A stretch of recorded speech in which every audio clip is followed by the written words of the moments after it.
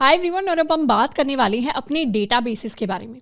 तो अभी हमारा बैकएंड कंप्लीट नहीं हुआ है। बैकएंड के अंदर ही हम अपने डेटाबेसेस को पढ़ने वाले हैं कि कैसे हम अपने डेटा को स्टोर करने के लिए डीबीज को यूज़ कर सकते हैं और कैसे नोड की हेल्प से हम उन डेटाबेसेस को एक्सेस कर सकते हैं। अब सबसे पहला डेटाबेस जिसको हम कवर करेंगे ये होने वाला है माई एसक्यूएल। यहाँ पर एक चीज़ ज़रूर ध्यान देनी है कि माई एसक्यूएल हमारा डेटाबेस होने वाला है एंड इस डेटाबेस को यूज़ करने के लिए हम एक लैंग्वेज को पढ़ते हैं जिस लैंग्वेज का नाम एसक्यूएल होता है। ऐसा नहीं है कि माई एसक्यूएल हमारी लैंग्वेज है या एसक्यूएल डेटाबेस है। ये जो एसक्यूएल होता है ये कोई डेटाबेस नहीं है, ये एक लैंग्वेज होती है जिसको डेटाबेस के साथ बात करने के लिए यूज़ किया जाता है। डेटाबेस को हम ऐसे इमेजिन कर सकते हैं कि यहाँ पर हमारा बहुत सारा डेटा स्टोर्ड होगा। एक तरीके से उसको इमेजिन कर सकते हैं कि हमारे पास काफ़ी सारी फाइल्स हैं एक फोल्डर के अंदर, तो उस फोल्डर को हमने डेटाबेस नाम दे दिया। अब इस डेटाबेस को एक्सेस करने के लिए, यानी इसमें से डेटा डिलीट करने के लिए, डेटा को अपडेट करने के लिए, नया डेटा ऐड करने के लिए हम डायरेक्टली इस फोल्डर को टच नहीं कर सकते। हमें क्या करना पड़ेगा, बीच में एक ट्रांसलेटर लगाना पड़ेगा जो है हमारे पास एसक्यूएल। यानी हम इसी भाषा को यूज़ करके अपने इस डेटाबेस के अंदर सारी चेंजेस कर सकते हैं। तो एज अ डेवलपर हम एसक्यूएल को यूज करेंगे to access the database and to make changes to the database itself. तो यहां से हम अपनी शुरुआत करने वाले हैं। पहले हम एसक्यूएल को पढ़ेंगे, उसके बाद हम मोंगोडीबी को कवर करेंगे जो हमारा नॉन रिलेशनल डेटाबेस होता है। तो अभी के कुछ पार्ट्स के लिए हम फोकस करने वाले हैं अपने एसक्यूएल के ऊपर। अब सबसे पहले बात करते हैं कि हमारा डेटाबेस एग्जैक्टली होता क्या है। डेटाबेस की जब हम बात करते हैं तो it is a collection of data in a format that can be easily accessed. अब शुरुआत में क्या होता था, जब डेटाबेसेस नहीं होते थे, सारी की सारी जो चीज़ें हैं वो फाइल्स के फॉर्मेट में स्टोर होती थी। इसको हम ऐसे इमेजिन कर सकते हैं जैसे गवर्नमेंट ऑफिसर्स होते हैं, बैंक होते हैं। पहले जब इंटरनेट नहीं होता था, पहले जब हमारी वेबसाइट्स नहीं होती थी, तो सारी चीज़ें हमारी फाइल्स और फोल्डर्स की फॉर्म में स्टोर होती थी। उसके बाद जब चीज़ें डिजिटल होने लगी तो वही जो फिजिकल फाइल्स होती हैं, पेपर वाली फाइल्स होती हैं, उन्हीं का डिजिटल फॉर्मेट आने लगा जो हमारे कंप्यूटर सिस्टम के अंदर हम फाइल्स बना सकते हैं, फोल्डर्स बना सकते हैं। उसके बाद जब डेटा बहुत बड़े स्केल पर स्टोर होने लगा, क्योंकि एक बैंक सिस्टम के पास ऐसा तो है नहीं कि सिर्फ 100 लोगों का डेटा है, बैंक के पास हो सकता है हजारों लाखों लोगों का डेटा हो। इसी तरीके से ऐसी ऐप्स हैं जैसे फेसबुक हो गया जिनके पास करोड़ों लोगों का डेटा है। अब इतना सारा डेटा किसी कंप्यूटर के अंदर, किसी लैपटॉप के अंदर स्टोर कर पाना पॉसिबल नहीं है। तो यहाँ से हमारे पास कॉन्सेप्ट निकला डेटाबेसेस का। डेटाबेसेस में सिर्फ ऐसा नहीं हम बहुत सारा डेटा स्टोर कर सकते हैं, उसके अलावा भी बहुत सारे एडिशनल फीचर्स होते हैं। तो डेटाबेसेस को जब हम इमेजिन कर रहे हैं, इन्हें इमेजिन करना है as a collection of large data. हम उतना लार्ज डेटा तो खुद से स्टोर नहीं करवाएंगे, पर जब भी डेटाबेसेस कंपनी के अंदर एग्जिस्ट करते हैं तो वहां पर लाखों लोगों का डेटा वहां पर स्टोर होता है। तो हम डेटाबेसेस को एग्जैक्टली यूज क्यों करते हैं, क्योंकि पहला ये लार्ज डेटा को स्टोर कर सकते हैं, दूसरा इनके अंदर सिक्योरिटी के फीचर्स होते हैं। जैसे अगर हमारे सिस्टम के अंदर कोई फाइल है, कोई फोल्डर है, वो इतनी सिक्योर नहीं होती as compare to the data जो हमारे डेटाबेसेस के अंदर स्टोर्ड होता है। इसके अलावा स्केलेबिलिटी का फीचर भी इनके पास होता है कि कल को अगर हमारी ऐप मान लेते हैं बहुत ज़्यादा बूम कर गई एंड काफ़ी सारे यूजर्स उसके पास आ गए, काफ़ी सारे यूजर्स हमारी वेबसाइट के ऊपर आ गए, तो फिर हमारे डेटाबेस के पास कैपेबिलिटी है कि वो स्केल कर पाएगा, वो एक्सपैंड हो पाएगा depending upon the users. And इसके अलावा भी कई सारे फीचर्स हैं। साथ के साथ डेटाबेसेस को यूज करना, एक्सेस करना आसान होता है as compare to files. Files के अंदर एक एक चीज़ अगर हमें सर्च करनी है, मान लेते हैं एक फाइल के अंदर अगर 2000 लोगों के नाम स्टोर्ड है, तो उसमें से एक स्पेसिफिक इन्फॉर्मेशन निकालना या उन लोगों की इन्फॉर्मेशन निकालना जो सारे के सारे दिल्ली के रेजिडेंट है या जो सारे के सारे बैंगलोर के रेजिडेंट है, इस तरीके की क्वेरीज परफॉर्म करना मुश्किल होता है। जबकि डेटाबेसेस के अंदर ये बहुत ईजी, एक सिंगल लाइन की कमांड लिखनी पड़ती है।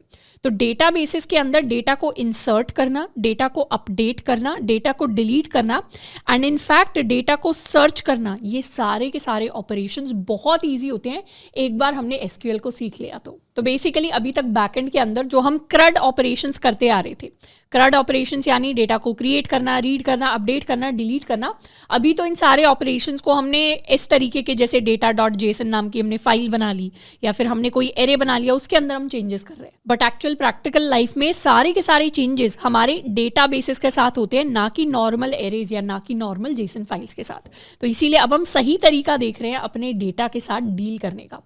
उसके साथ साथ जब भी हम डेटा की बात करते हैं, हमारे पास एक और एडिशनल टर्म आती है DBMS नाम से, which is database management systems. Database management systems बस हमारे डेटाबेस के ऊपर एक एडिशनल लेयर होती है।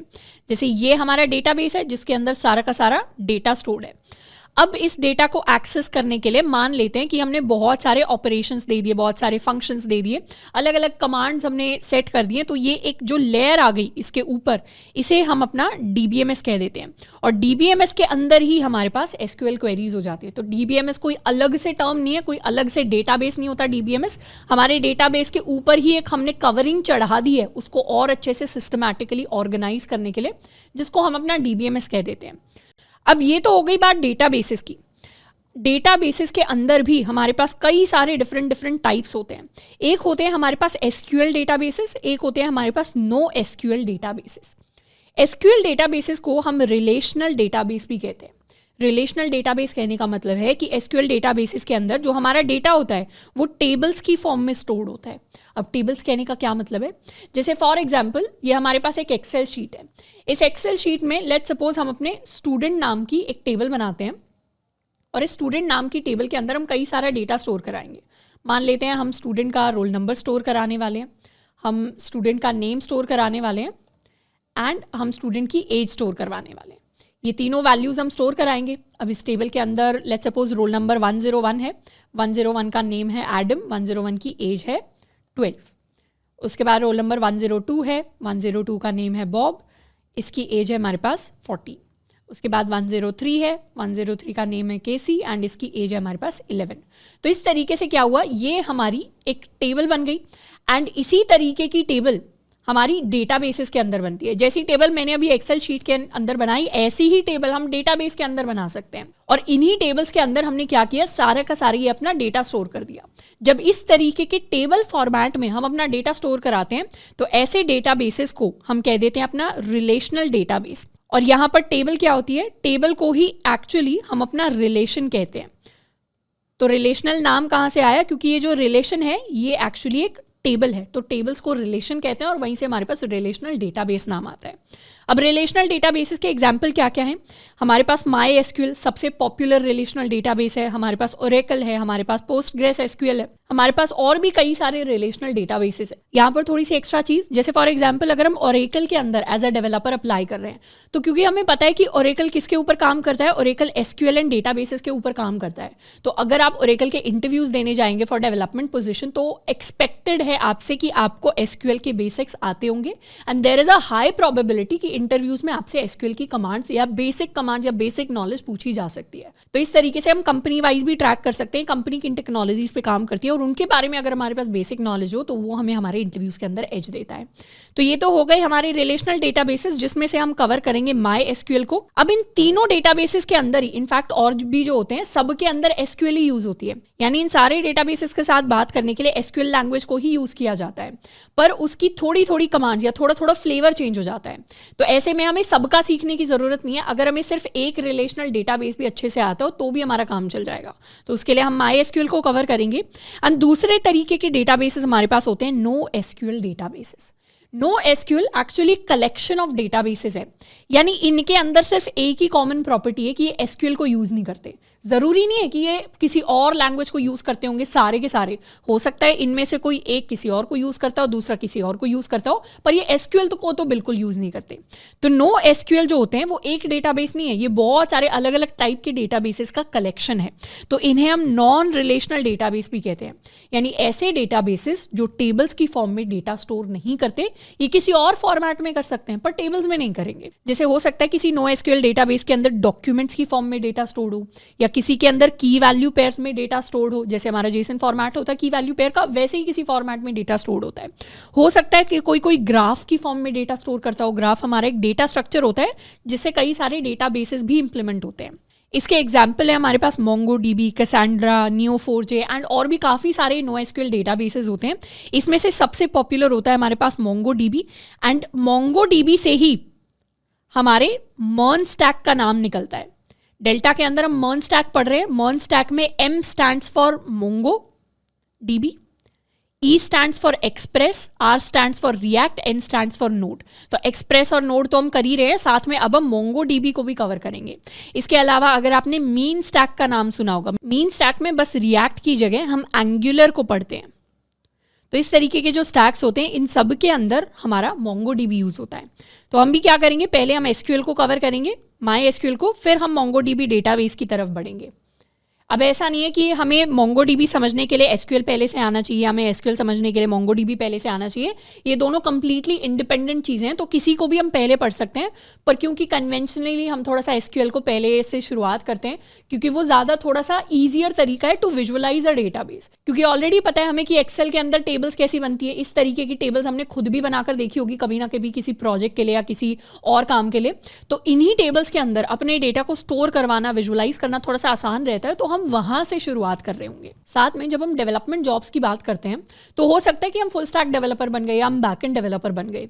इसमें हो सकता है हम एक फर्स्ट कंपनी के अंदर काम कर रहे हैं तो वो MongoDB यूज़ कर रही है, पर अगर हम किसी दूसरी कंपनी में स्विच कर रहे हैं, वो वैसे तो Node.js ही यूज़ कर रही है, React.js ही यूज़ कर रही है, पर डेटाबेसेस के लिए दूसरी कंपनी SQL यूज़ कर रही है।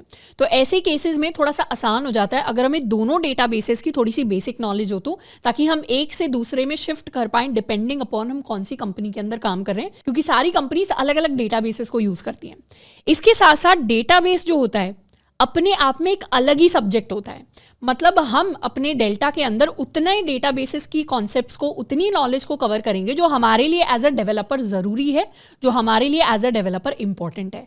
लेकिन अगर मान लीजिए आपको पूरा का पूरा डेटाबेसेस को कवर करना है तो SQL के आपको 30 घंटे के, 60 घंटे के प्रॉपर पूरे कोर्सेज मिल जाएंगे, पर उन पूरे कोर्सेज की हमें उतनी ज़्यादा करने की ज़रूरत नहीं है, क्योंकि हम डेवलपमेंट के अंदर डेटाबेसेस को पढ़ रहे हैं।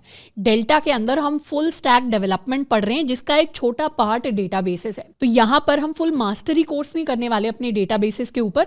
हम उतने डेटाबेसेस को पढ़ेंगे जितने हम डेवलपमेंट के अंदर यूज़ करते हैं, जितने हम अपने प्रोजेक्ट्स के अंदर यूज़ करते हैं, जितना हमसे इंटरव्यूज़ के अंदर पूछा जा सकता है हमारे काम के बेसिस पर। तो अब शुरुआत करते हैं अपने फर्स्ट डेटाबेस के साथ, which is going to be MySQL। अब MySQL के अंदर हम SQL को पढ़ते हैं। SQL की फुल फॉर्म होती है स्ट्रक्चर्ड क्वेरी लैंग्वेज। तो SQL is a programming language use to interact with relational databases. जैसे प्रोग्रामिंग के अंदर हर एक लैंग्वेज का अपना अपना काम होता है। हमें पता है HTML का काम क्या होता था। HTML का काम होता था किसी भी वेबसाइट को, वेब पेज को स्ट्रक्चर देना। हमें पता है जो हमारी CSS है, कैस्केडिंग स्टाइल शीट्स, इनका काम होता है किसी भी वेब पेज को स्टाइलिंग देना। हमें पता है कि हमारी जो जावास्क्रिप्ट है, इसका काम है हमें फंक्शनैलिटी देना, यानी ये हमारी वेबसाइट के अंदर कई सारे इंपॉर्टेंट फीचर्स को ऐड करने के काम आती है। वैसे ही हमारे पास एक और लैंग्वेज है SQL, जिसका काम है डेटाबेसेस के साथ बात करना, स्पेशली रिलेशनल डेटाबेसेस के साथ बात करना या इंटरैक्ट करना। ऐसा नहीं है कि कल को SQL के अंदर हम बैठकर अपने वेब पेजेस का स्टाइल चेंज कर रहे होंगे या उनका स्ट्रक्चर बना रहे होंगे। SQL को हम डेटाबेसेस के लिए ही यूज़ करते हैं और रिलेशनल डेटाबेसेस के लिए ही यूज़ करते हैं। अब यहाँ पर जब हम डेटाबेसेस की बात कर रहे हैं तो डेटाबेसेस को इमेजिन कैसे करना है। डेटाबेसेस को हम ऐसे इमेजिन कर सकते हैं, जैसे लेट्स सपोज ये हमारा पूरा का पूरा MySQL का डेटाबेस है। यहाँ पर इस पूरी की पूरी फाइल को मैंने नाम दे दिया MySQL, यानी ये पूरा का पूरा जो भी वर्कशीट चल रही है ये हमारा MySQL का डेटाबेस है। अब MySQL के अंदर हम अपने डेटाबेसेस क्रिएट कर सकते हैं। जो MySQL होता है वो हमारा प्रॉपर एक सर्वर होता है जिसके ऊपर बहुत सारे डेटाबेसेस क्रिएट किए जा सकते हैं। तो MySQL के अंदर लेट्स सपोज हमने अपना एक डेटाबेस क्रिएट कर दिया, इसे रीनेम कर देते हैं। जैसे हम अपनी शीट को रीनेम कर देते हैं, तो लेट्स सपोज हम अपने कॉलेज का एक डेटाबेस क्रिएट करते हैं। कॉलेज के डेटाबेस में हमारी स्टूडेंट की इंफॉर्मेशन स्टोर हो सकती है। तो डेटाबेस तो कॉलेज हो गया, पर डेटाबेस के अंदर बहुत सारी टेबल्स हो सकती हैं। तो एक टेबल हो गई हमारी स्टूडेंट टेबल। इसके अलावा कल को हम चाहें तो अपनी टीचर टेबल भी बना सकते हैं। टीचर टेबल में हर टीचर के पास अपनी एक आईडी हो सकती है, हर टीचर का अपना एक इंडिविजुअल नाम हो सकता है और हर टीचर का अपना एक सब्जेक्ट होता है जिस सब्जेक्ट को वो पढ़ाते हैं। तो इसे भी हाईलाइट कर देते हैं। आईडी के लिए लेट्स सपोज टीचर की ID 1 है, यहाँ पर टीचर की ID 2 है, यहाँ पर टीचर की ID 3 है। टीचर्स के हम कुछ कुछ नाम दे सकते हैं। हम इस तरीके से अपने नाम लिख देते हैं।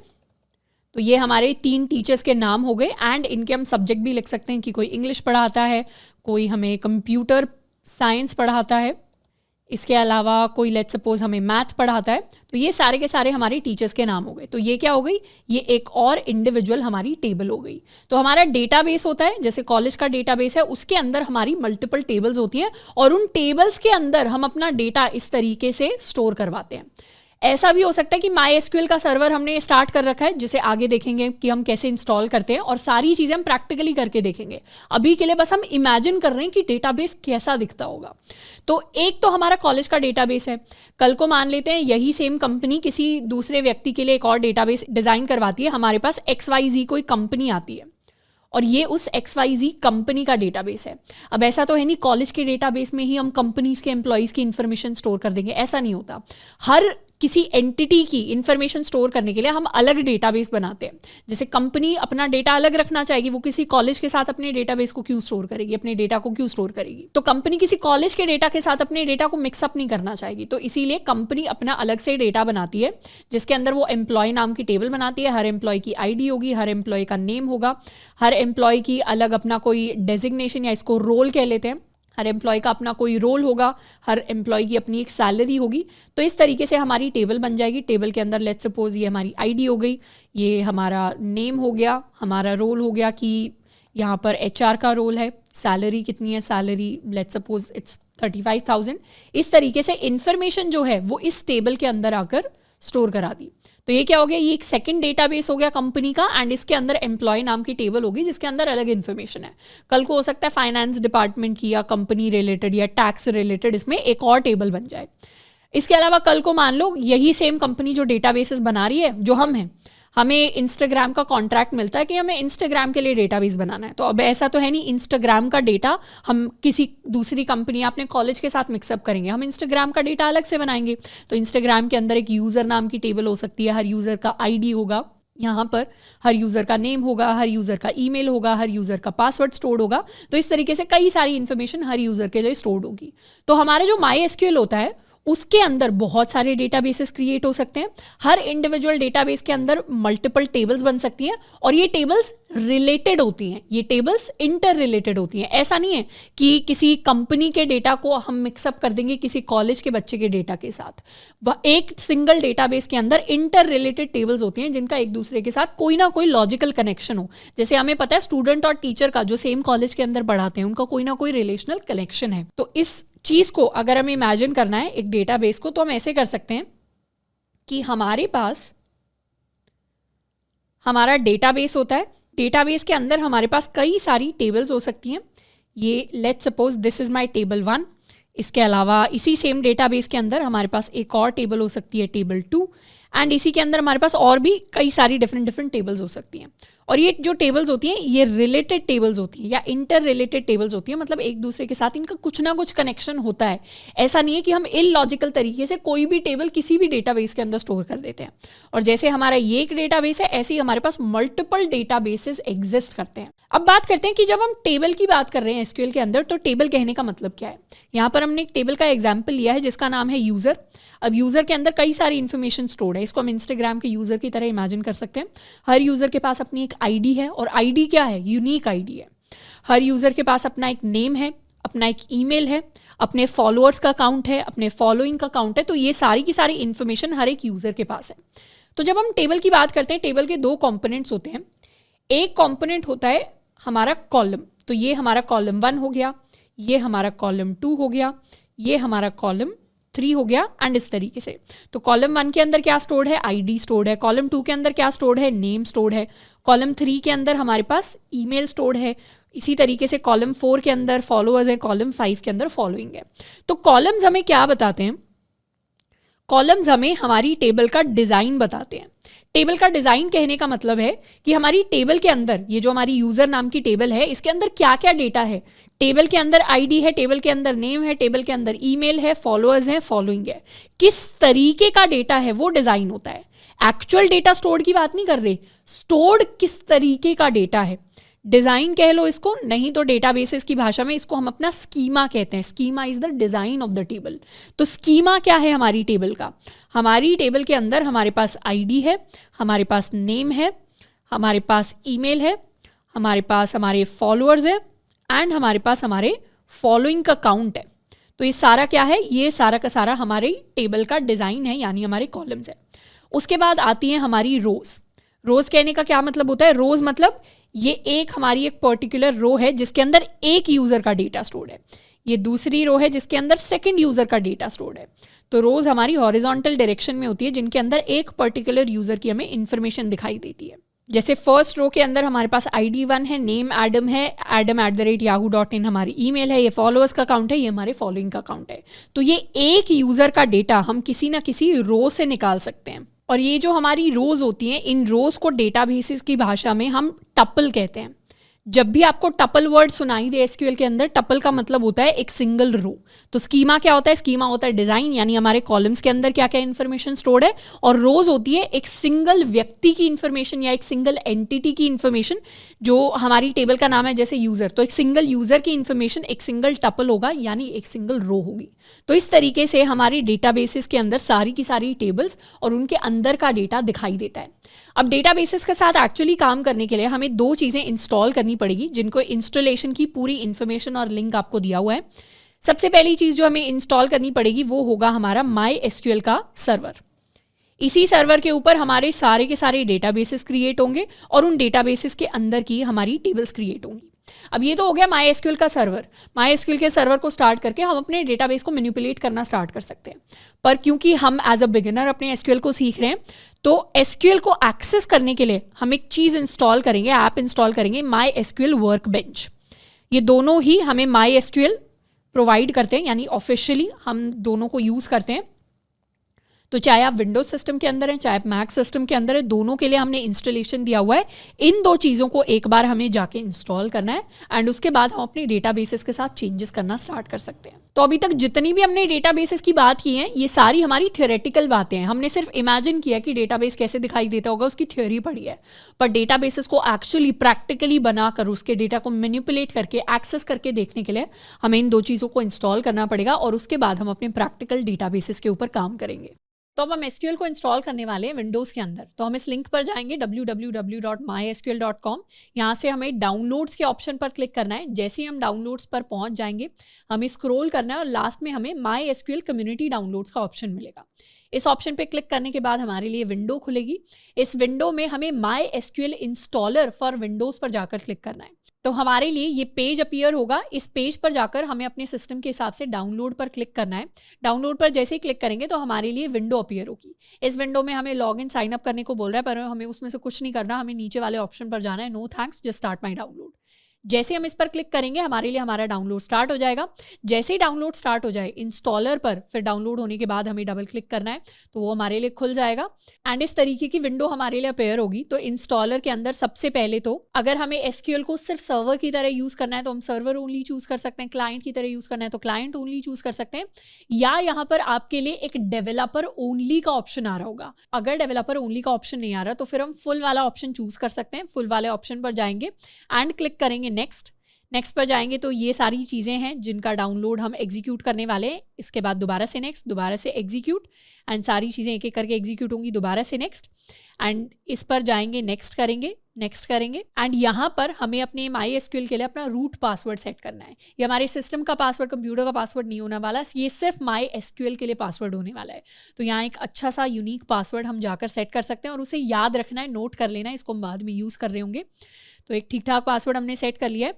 दोबारा जाकर हम नेक्स्ट कर लेंगे एंड एग्जीक्यूट, दोबारा से नेक्स्ट एंड फाइनली जाकर इसे कर देंगे फिनिश एंड लास्ट में जाकर सर्वर से कनेक्ट करने के लिए हमें अपना पासवर्ड एंटर करना है जिसको अभी हमने सेट किया था। इसको एंटर कर लिया, इसको चेक कर लेंगे तो कनेक्शन सक्सीडेड एंड नेक्स्ट करके फिनिश करने से पहले हम चाहें तो एक ऑप्शन को अनटिक कर सकते हैं which is start MySQL shell after startup. अब इस ऑप्शन को अगर हमने अनटिक नहीं भी किया तो भी कोई एरर नहीं आएगा, सिर्फ MySQL शेल ऑटोमेटिकली स्टार्ट हो जाएगा। बट अभी हम चाहते हैं ना स्टार्ट हो तो इसको अनटिक कर लेते हैं और फिर हम कर देते हैं फिनिश अपने प्रोसेस को। तो इस तरीके से MySQL वर्कबेंच हमारे लिए खुल जाएगा। जैसे ही MySQL वर्कबेंच खुलेगा, यहाँ पर कनेक्शंस के अंदर हमारे पास ऑलरेडी कनेक्शन बना हुआ आएगा लोकल इंस्टेंस MySQL करके। अगर हमारे पास ऐसा कोई कनेक्शन बना हुआ नहीं आता तो भी टेंशन की बात नहीं है, हमें सिंपली ऊपर वाले प्लस आइकन पे क्लिक करना है और वहां से अपने लिए एक नया कनेक्शन बनाना है। नया कनेक्शन बनाने के लिए हमारे पास ये विंडो खुलेगी और इसमें सबसे पहले हमें अपने कनेक्शन का नाम लिखना है, तो हम इसे न्यू कनेक्शन कह देते हैं। उसके बाद हमें पासवर्ड के अंदर जाकर स्टोर इन वॉल्ट पर क्लिक करना है, यानी हम अपना पासवर्ड सेव करवाना चाहते हैं फॉर फॉर MySQL। तो यहाँ पर जो पासवर्ड हमने सेट किया था उसको हमें दोबारा री एंटर करना है। हम क्लिक करेंगे ओके पर। जैसे हमने ओके पर क्लिक किया हम फिर टेस्ट करेंगे तो हमारे पास आना चाहिए successfully made the MySQL connection. जैसे ही हमारे पास सक्सेसफुली कनेक्शन फॉर्म हो गया हम दोबारा से अपने ओके पर क्लिक करेंगे और वो कनेक्शन अब हमें दिखाई दे रहा है। किसी भी कनेक्शन को ओपन करने के लिए हम उस पर क्लिक कर सकते हैं। क्लिक करेंगे तो हमारे लिए ये विंडो अपीयर होगी एंड इसी विंडो के ऊपर हम अपना सारा MySQL का कोड लिखेंगे। इस विंडो में कई सारे ऑप्शन है। लेफ्ट में हमें नेविगेटर का ऑप्शन दिख रहा होगा। हम इसके अलावा अपनी विंडोज को रीसाइज कर सकते हैं। ये जो राइट वाली हमारे लिए छोटी सी विंडो है ये हमारे ज़्यादा काम की नहीं होगी, तो इसको हम चाहें तो क्लोज भी कर सकते हैं।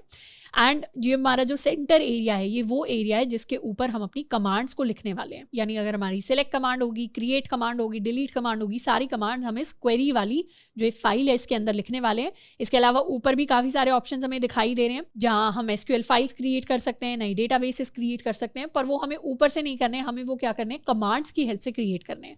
तो इस तरीके से हमने अपना पूरा वर्कबेंच सेटअप कर लिया है जहाँ हम अपनी SQL क्वेरीज लिखना स्टार्ट कर सकते हैं। सबसे पहले हम बात करने वाले हैं MySQL के इंस्टॉलेशन का ऑन आवर मैक सिस्टम। अब मैक सिस्टम के ऊपर अगर हम हैं तो हमें इस लिंक पर जाना है। इस लिंक पर हम जाएंगे अपने किसी भी ब्राउजर के ऊपर एंड हमारे लिए ये पेज खुल जाएगा। इस पेज पर हमें इस डाउनलोड्स वाले ऑप्शन के अंदर जाना है। जैसे ही हम डाउनलोड्स पर क्लिक करेंगे हम एक दूसरे पेज की तरफ रीडायरेक्ट हो जाएंगे। इस पेज में हमें नीचे की तरफ स्क्रॉल करना है एंड हमारे पास यहाँ पर ये ऑप्शन आएगा MySQL कम्युनिटी डाउनलोड्स का। तो हमें क्या करना है, इस ऑप्शन पर क्लिक करना है। जैसे ही हम यहाँ पर क्लिक करेंगे फिर हम जाने वाले हैं MySQL कम्युनिटी सर्वर पर। इस पर हम क्लिक करेंगे तो हमारे लिए ये पेज खुल जाएगा। अब इस पेज में हमें दिख रहा है कि हम कौन से ऑपरेटिंग सिस्टम के लिए डाउनलोड करना चाहते हैं। हम मैक OS के लिए डाउनलोड करना चाहते हैं तो हम इसके लिए सबसे ऊपर वाला ऑप्शन सेलेक्ट कर सकते हैं मैक OS 13 DMG आर्काइव। इसको हम कर देंगे डाउनलोड। ये पेज खुल जाएगा। इस पेज पर जाकर ना में लॉगिन करना है ना में साइन अप करना है। हम सीधा कर सकते हैं no thanks just start my download and इस तरीके से हमारा जो डाउनलोड है वो स्टार्ट हो गया है। एंड इसको डाउनलोड होने में हो सकता है थोड़ा सा टाइम लगे डिपेंडिंग अपॉन हमारा किस तरीके का नेटवर्क है। अब जहां हमने इसे डाउनलोड किया था हम इसे ओपन करेंगे एंड इस तरीके से हमारे लिए हमारा पैकेज खुल जाएगा। इस पर करने वाले हैं डबल क्लिक। तो डबल क्लिक करते ही इस तरीके से हमारा इंस्टॉलेशन स्टार्ट हो जाएगा। लेट अस अलाउ करने के बाद हम यहाँ करने वाले हैं कंटिन्यू। उसके बाद दोबारा से कंटिन्यू एंड इसके लिए हम करेंगे अग्री एंड इसे करने वाले हैं इंस्टॉल। अब इंस्टॉलेशन के लिए सबसे पहले तो हमें अपने सिस्टम का पासवर्ड एंटर करना पड़ेगा जो भी हमने अपने सिस्टम के लिए सेट किया है। Install software. अब हम क्लिक करने वाले हैं नेक्स्ट पर और अब हमें एक अच्छा पासवर्ड सेट करना है अपने डेटाबेस के लिए। तो हम एक अच्छा स्ट्रॉन्ग पासवर्ड यहाँ पर एंटर करेंगे। फिनिश एंड दोबारा से अपने सिस्टम का पासवर्ड जो है उसे हम एंटर करने वाले हैं एंड क्लोज।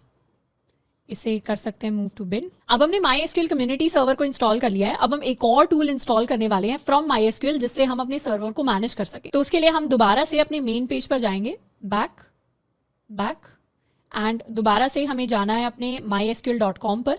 यहाँ से अब जाएंगे हम डाउनलोड्स के अंदर। डाउनलोड से वापस स्क्रॉल करेंगे MySQL कम्युनिटी के अंदर एंड यहाँ से अब हम डाउनलोड करने वाले हैं MySQL वर्कबेंच को। इस पर करेंगे क्लिक। जैसे ही क्लिक किया तो ये पेज हमारे लिए खुल जाएगा एंड यहाँ पर हम क्लिक कर देंगे अपने डाउनलोड पर एंड दोबारा से no thanks just start my download. तो हमारा डाउनलोड स्टार्ट हो जाएगा। अब जैसे ही हमारा डाउनलोड कंप्लीट हो जाएगा हम इस फाइल पर कर सकते हैं डबल क्लिक एंड वर्कबेंच जो MySQL वर्कबेंच हमने इंस्टॉल किया है वो हमारे लिए अब खुलेगा। तो इस तरीके की विंडो हमें दिखाई देगी। इस विंडो पर जाकर हमें इसे क्लिक करना है और इसे ड्रैग करके अपने एप्लीकेशंस फोल्डर के अंदर डाल देना है। इसे हम कर देते हैं क्रॉस। अब हमारा इंस्टॉलेशन जैसे ही खत्म हो जाएगा हम सर्च करेंगे फॉर MySQL वर्कबेंच। तो इसे हमने कर लिया एंटर एंड क्योंकि हम फर्स्ट टाइम अपनी कोई ऐप खोल रहे हैं जिसको हमने इंटरनेट से डाउनलोड किया है, मतलब इस ऐप को फर्स्ट टाइम खोल रहे हैं, तो हम ओपन पर क्लिक करेंगे। अब जैसे हम वर्कबेंच को खोलेंगे हमारे लिए ये विंडो ओपन होगी जिसमें हो सकता है पहले से ही हमारे लिए एक MySQL कनेक्शन बना हुआ हो। और अगर आपको अपनी स्क्रीन के ऊपर ऐसा बॉक्स दिखाई नहीं दे रहा तो भी कोई टेंशन की बात नहीं है। हम अपने नए MySQL कनेक्शंस को क्रिएट कर सकते हैं। कैसे क्रिएट करना है, इस प्लस आइकन के ऊपर हम क्लिक करेंगे तो हमारे लिए विंडो खुल जाएगी। यहाँ पर हम अपने कनेक्शन का नाम दे सकते हैं लोकल इंस्टेंस 2 इसे कह देते हैं। कनेक्शन मेथड सेम रखेंगे, host name port name same रखेंगे, रूट नेम सेम रखेंगे एंड अपने पासवर्ड को अब एंटर कर देंगे जो पासवर्ड हमने सेट किया था। इसको हमने कर दिया ओके एंड एक बार अपने कनेक्शन को हम टेस्ट कर लेते हैं। इसे कर लेते हैं कंटिन्यू एनीवे। तो यहाँ पर हमें दिखा रहा है सक्सेसफुली मेड द कनेक्शन। इसको कर लेते हैं ओके एंड यहाँ पर जाकर दोबारा से ओके किया तो हमारे लिए एक नया कनेक्शन फॉर्म हो गया। तो इस तरीके से हम अपने कनेक्शंस फॉर्म कर सकते हैं एंड जो भी हमारा कनेक्शन है इस पर हम एक बार क्लिक करेंगे तो इसको कर देते हैं कंटिन्यू एनीवे। तो इस तरीके की विंडो हमारे लिए खुल जाएगी। यहाँ लेफ्ट में कुछ एडमिनिस्ट्रेशन रिलेटेड चीज़ें हमें दिखाई दे रही हैं। ये हमारी क्वेरी लिखने की जगह है जो मिडिल में आ रही है।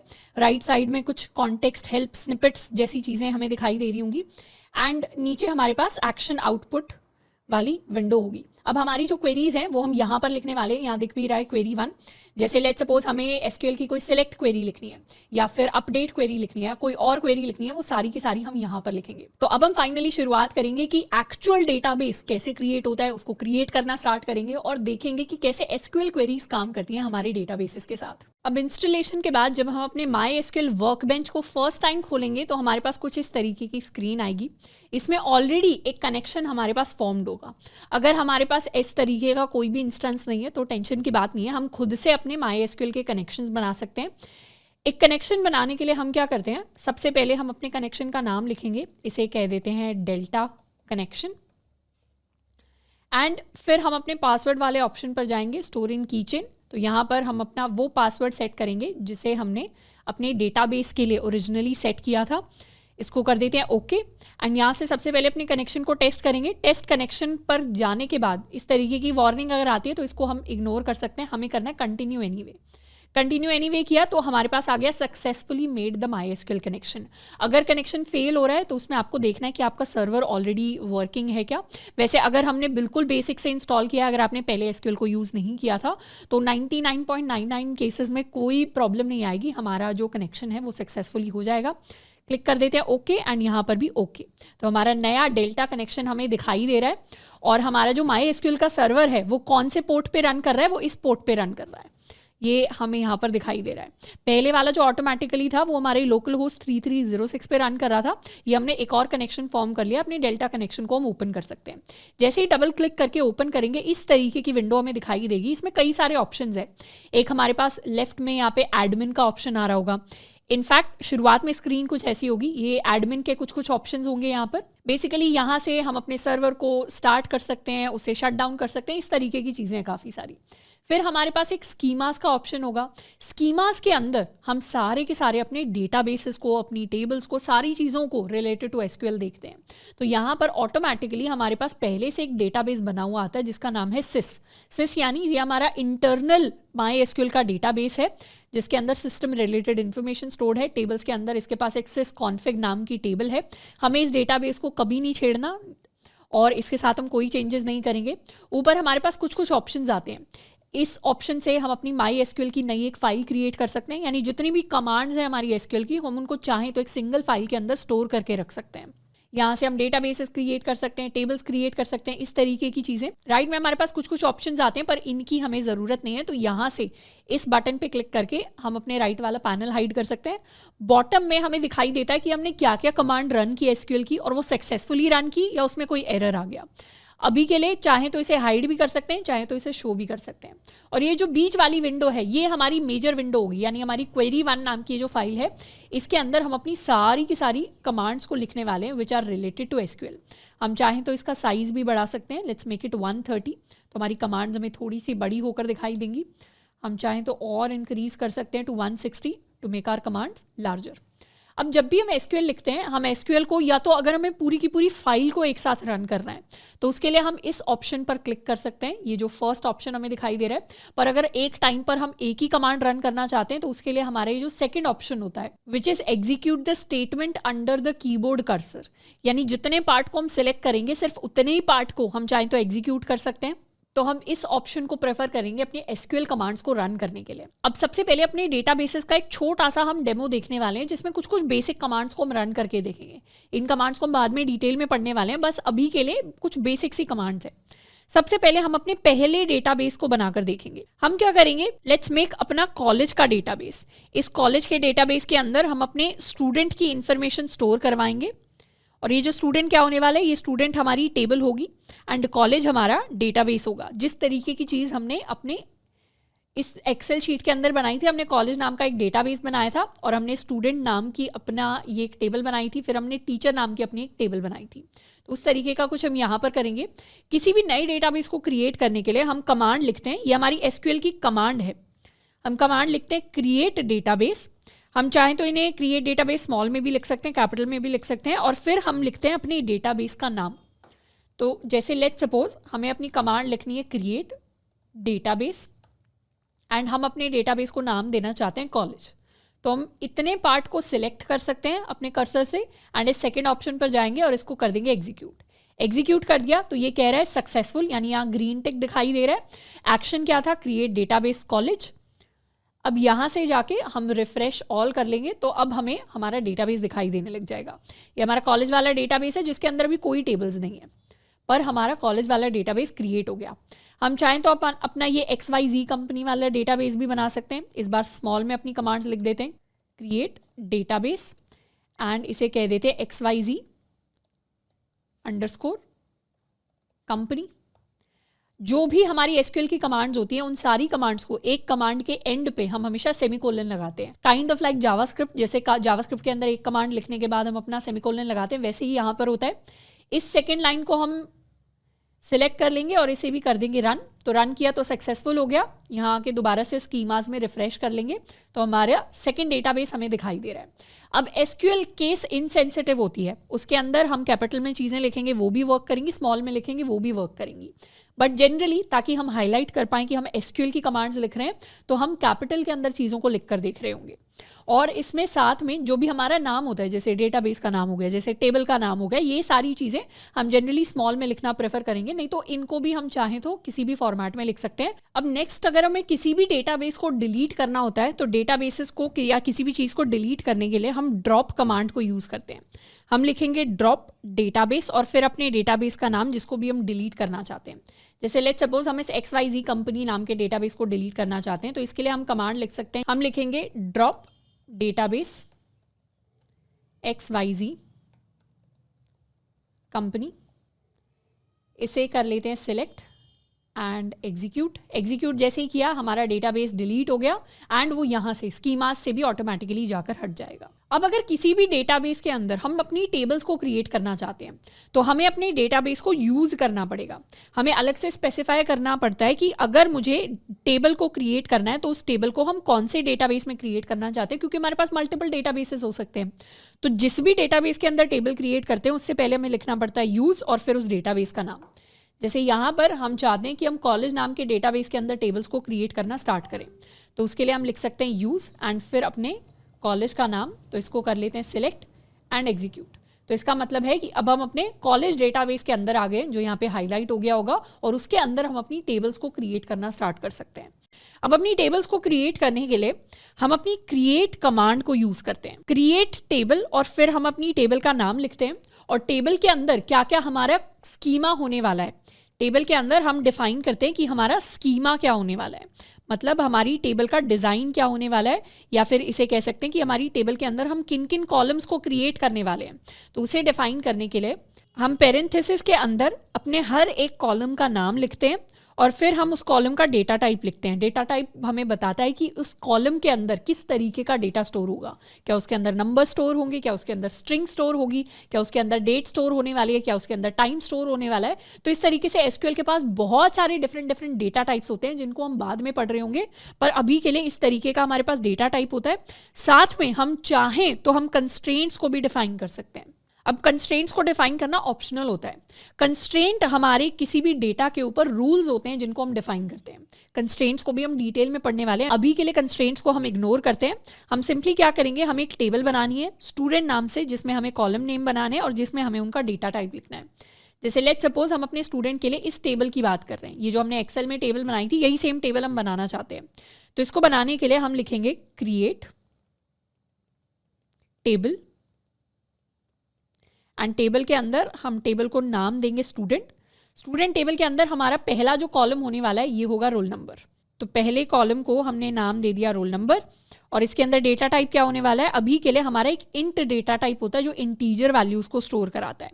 उसके बाद सेकंड कॉलम का नाम हो जाएगा हमारे पास नेम, तो इसको नाम दे देंगे नेम।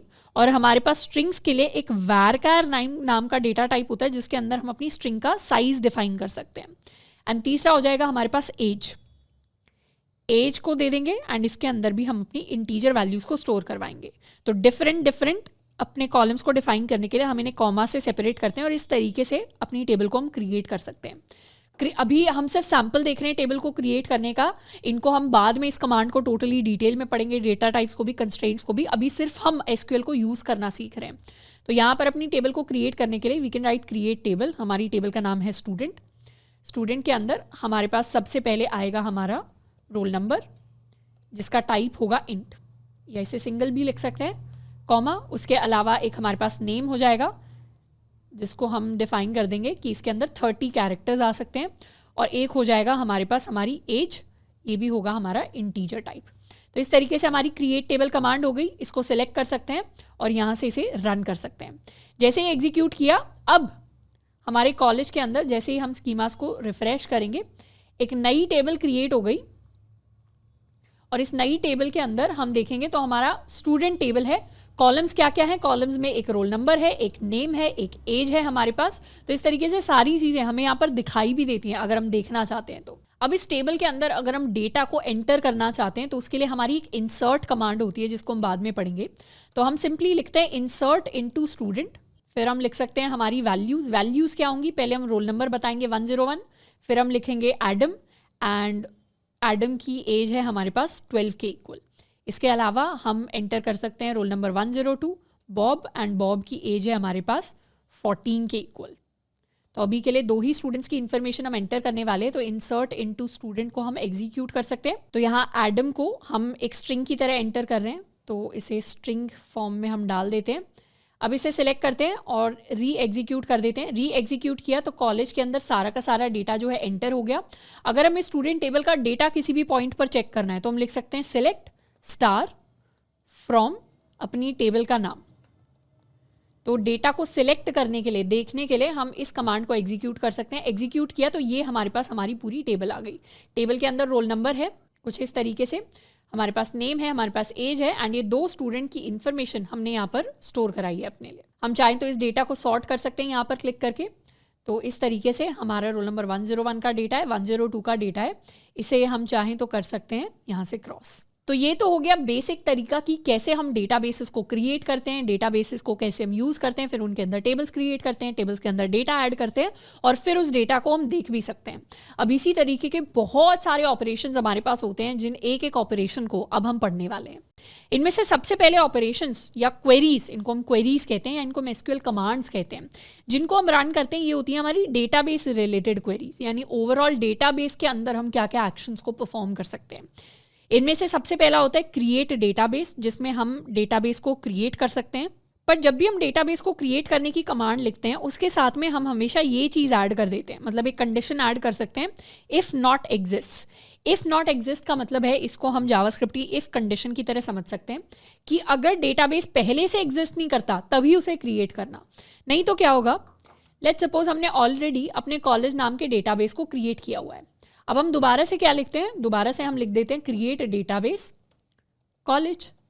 इसे जब हम दोबारा से लिखकर सिलेक्ट करके एग्जीक्यूट करेंगे तो हमारे पास एरर आ जाएगा। एरर इसलिए आएगा क्योंकि ये डेटाबेस तो ऑलरेडी एग्जिस्ट करता है, तो इसे हमें दोबारा क्रिएट करने की कोशिश नहीं करनी। तो यहाँ पर हम लिख सकते हैं इफ़ नॉट एग्जिस्ट, तो उस केस में ये हमारी क्वेरी जो है सक्सेसफुली रन हो जाएगी, पर इसके अंदर कोई एरर नहीं आएगा, सिर्फ एक वार्निंग आएगी कि डेटाबेस पहले से था। तो इस बार वार्निंग हमें दिखाई देगी नीचे की तरफ, इसे हमें दोबारा क्रिएट नहीं करना। इसी तरीके से हम चाहे तो एक और डेटाबेस क्रिएट कर सकते हैं। लेट्स सपोज हम कल को इंस्टाग्राम के लिए डेटाबेस क्रिएट करना चाहते हैं, इसे इंस्टाग्राम नाम दे देते हैं, इससे कर लेते हैं सिलेक्ट एंड एग्जीक्यूट।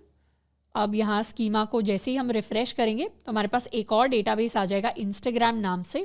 इस इंस्टाग्राम डेटाबेस के अंदर भी हम अपनी चाहें तो टेबल्स को क्रिएट कर सकते हैं। ऐसे ही हमारे पास ड्रॉप डेटाबेस होता है, जिससे हम अपने डेटाबेस को ड्रॉप कर सकते हैं।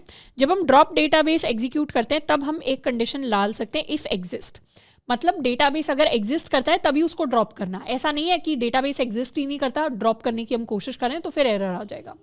तो जैसे अगर हम अपने इंस्टाग्राम डेटाबेस को डिलीट करने की कोशिश करना चाहते हैं, या लेट्स सपोज हम अपने कॉलेज डेटाबेस को डिलीट करने की कोशिश करना चाहते हैं, तो यहाँ पर हम लिख सकते हैं ड्रॉप डेटाबेस इफ़ एग्जिस्ट, और यहाँ लिख देंगे कॉलेज, कि कॉलेज के डेटाबेस को तभी ड्रॉप करना है अगर वो एग्जिस्ट करता है। इसे रन किया, ये एग्जीक्यूट हो गया, तो हमारा कॉलेज का डेटाबेस यहाँ से डिलीट हो गया जाकर। अब इसके साथ साथ हमारे पास शो डेटाबेसेस भी होता है, जो एक पॉइंट पे सारे के सारे डेटाबेसेस की इंफॉर्मेशन को शो करता है कि कितने डेटाबेसेस हैं अभी। तो हम लिख सकते हैं शो डेटाबेसेस, इसको कर लेते हैं सिलेक्ट एंड एग्जीक्यूट। तो हमारे पास दिखाई दे रहा है कि डेटाबेसेस में एक हमारा MySQL वाला डेटाबेस है, एक परफॉर्मेंस स्कीमा है, एक सिस नाम का डेटाबेस है, इन्फॉर्मेशन स्कीमा है, ये सारे इंटरनल है। जो हमने क्रिएट किया है वो हमारा इंस्टाग्राम नाम का डेटाबेस है। साथ के साथ किसी भी डेटाबेस के अंदर अगर हम उसकी सारी टेबल्स को देखना चाहते हैं, जैसे लेट्स सपोज अगर हमें इंस्टाग्राम के डेटाबेस की सारी टेबल्स देखनी है, तो उसके लिए हम शो टेबल्स कमांड को कर सकते हैं एग्जीक्यूट। तो शो टेबल्स को एग्जीक्यूट करने से पहले हमें यूज़ करना पड़ेगा अपने इंस्टाग्राम नाम के डेटाबेस को। तो इस डेटाबेस को पहले यूज़ करना स्टार्ट करते हैं और अब हम इसके अंदर लिख सकते हैं शो टेबल्स या इसे कैपिटल टेबल्स। सेलेक्ट कर लिया, एग्जीक्यूट किया।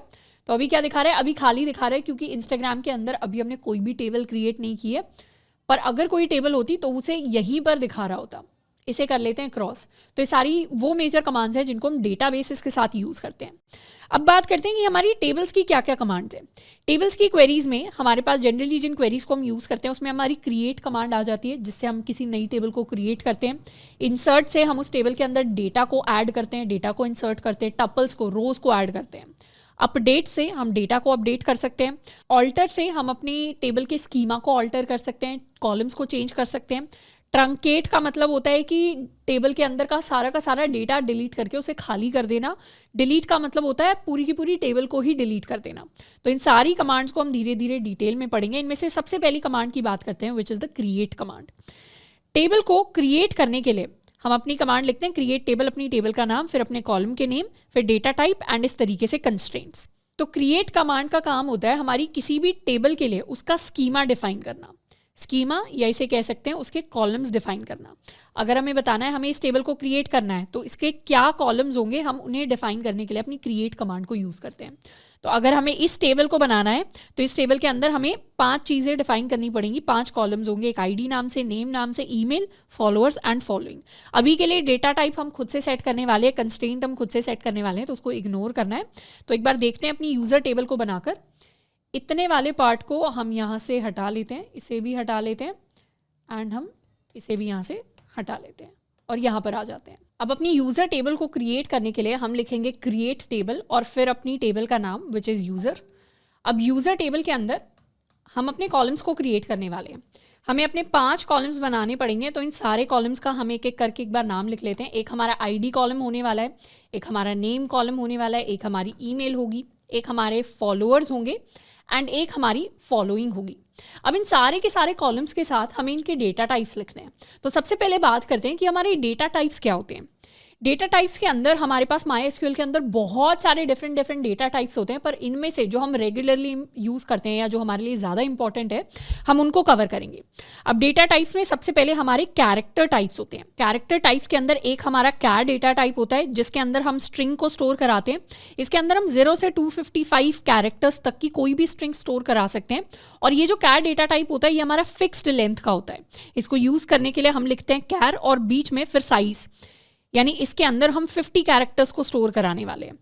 और ऐसा ही जैसा कैर काम करता है वैसे ही हमारे पास एक var कैर डेटा टाइप होता है जिसका साइज भी सेम होता है 0 से 255, बट ये हमारा वेरिएबल कैरेक्टर डेटा टाइप होता है। इसको भी यूज करने के लिए हम अपना कोई भी साइज डिफाइन कर सकते हैं। जैसे लेट्स सपोज हमने एक डेटा टाइप डिफाइन किया कैर और उसे लिखा 20, या 20 की जगह इसे लिख देते हैं 5, और हमने एक और कॉलम बनाया जिसको हम कह देते हैं var कैर और इसे हम कह देते हैं कि इसका भी साइज 5 होने वाला है। अब दोनों के बीच में डिफरेंस क्या होता है? डिफरेंस ये होता है कि जब हम कैरेक्टर डेटा टाइप डिफाइन करते हैं तो हमारी जो मेमोरी होती है, मेमोरी के अंदर ऑलरेडी एक 5 कैरेक्टर के साइज की स्पेस रिजर्व हो जाती है।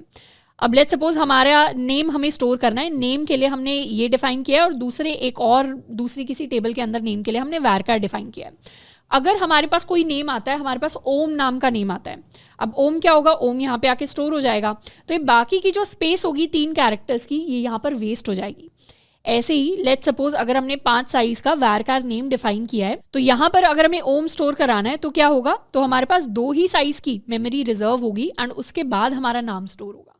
तो जनरली कैर की जगह हम वैर कैर को प्रेफर करते हैं, क्योंकि वैर कैर वेरिएबल साइजिंग होती है जिससे हमारी मेमोरी का यूजेज ज़्यादा ऑप्टिमाइज्ड होता है।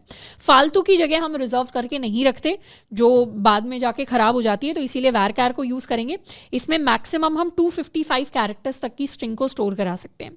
ऐसे ही एक और बड़ा साइज होता है हमारे पास ब्लॉब। ब्लॉब के अंदर क्या होता है, स्ट्रिंग के अंदर हम ज़्यादा बड़ी ऑब्जेक्ट्स को स्टोर करा सकते हैं, और ब्लॉब का यूजेज ऐसे होता है। उसके बाद हमारे नंबर टाइप्स के लिए हमारे पास एक इंटीजर टाइप होता है जिसमें ये रेंज होती है कि इस रेंज से इस रेंज तक के नंबर्स को हम स्टोर करा सकते हैं।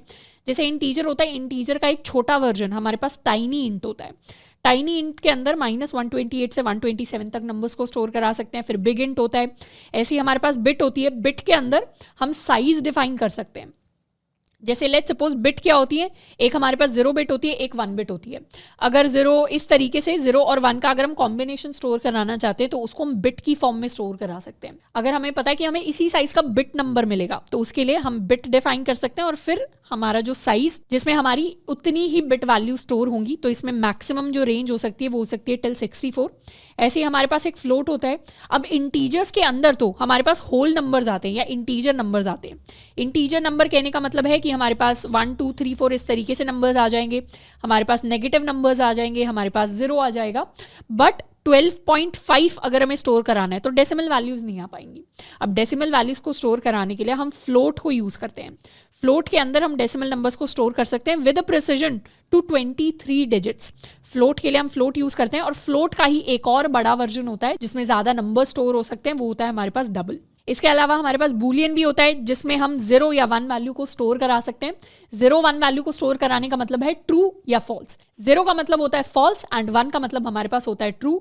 अब बूलियन डायरेक्टली एसक्यूएल के अंदर एग्जिस्ट नहीं करता। बूलियन को इंप्लीमेंट करने के लिए हम एक्चुअली टाइनी इंट को यूज करते हैं। इंटरनली इंप्लीमेंटेशन टाइनी इंट की होती है। टाइनी इंट में 0 जाता है उसका मतलब फॉल्स हो गया, 1 जाता है उसका मतलब ट्रू हो गया। इसके अलावा हमारे पास डेट भी होता है, ईयर भी होता है, जिनको हम यूज़ कर सकते हैं। पर मोस्ट कॉमनली अपने डेटाबेसेस के अंदर हम क्या यूज़ करने वाले हैं, अभी प्रैक्टिस करने के लिए हम अपना varchar यूज़ करेंगे, हम अपना int यूज़ करेंगे। तो ये दोनों सबसे ज़्यादा कॉमनली यूज़ होते हैं। बाकी हम फ्लोट को भी यूज़ कर सकते हैं, डबल को, अगर हमें डेसिमल वैल्यूज़ को स्टोर कराना है तो। इसके साथ साथ डेटा टाइप्स के साथ साथ हमारे पास एक और एडिशनल चीज़ होती है जिसको हम कहते हैं अनसाइंड। अनसाइंड हमारा हम नंबर्स के साथ यूज़ कर सकते हैं।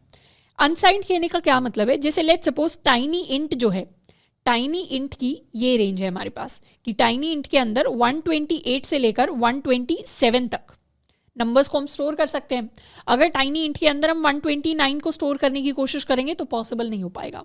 अगर इसके अंदर 128 को स्टोर करने की कोशिश करेंगे पॉजिटिव, तो भी पॉसिबल नहीं हो पाएगा क्योंकि मैक्सिमम लिमिट इतनी है।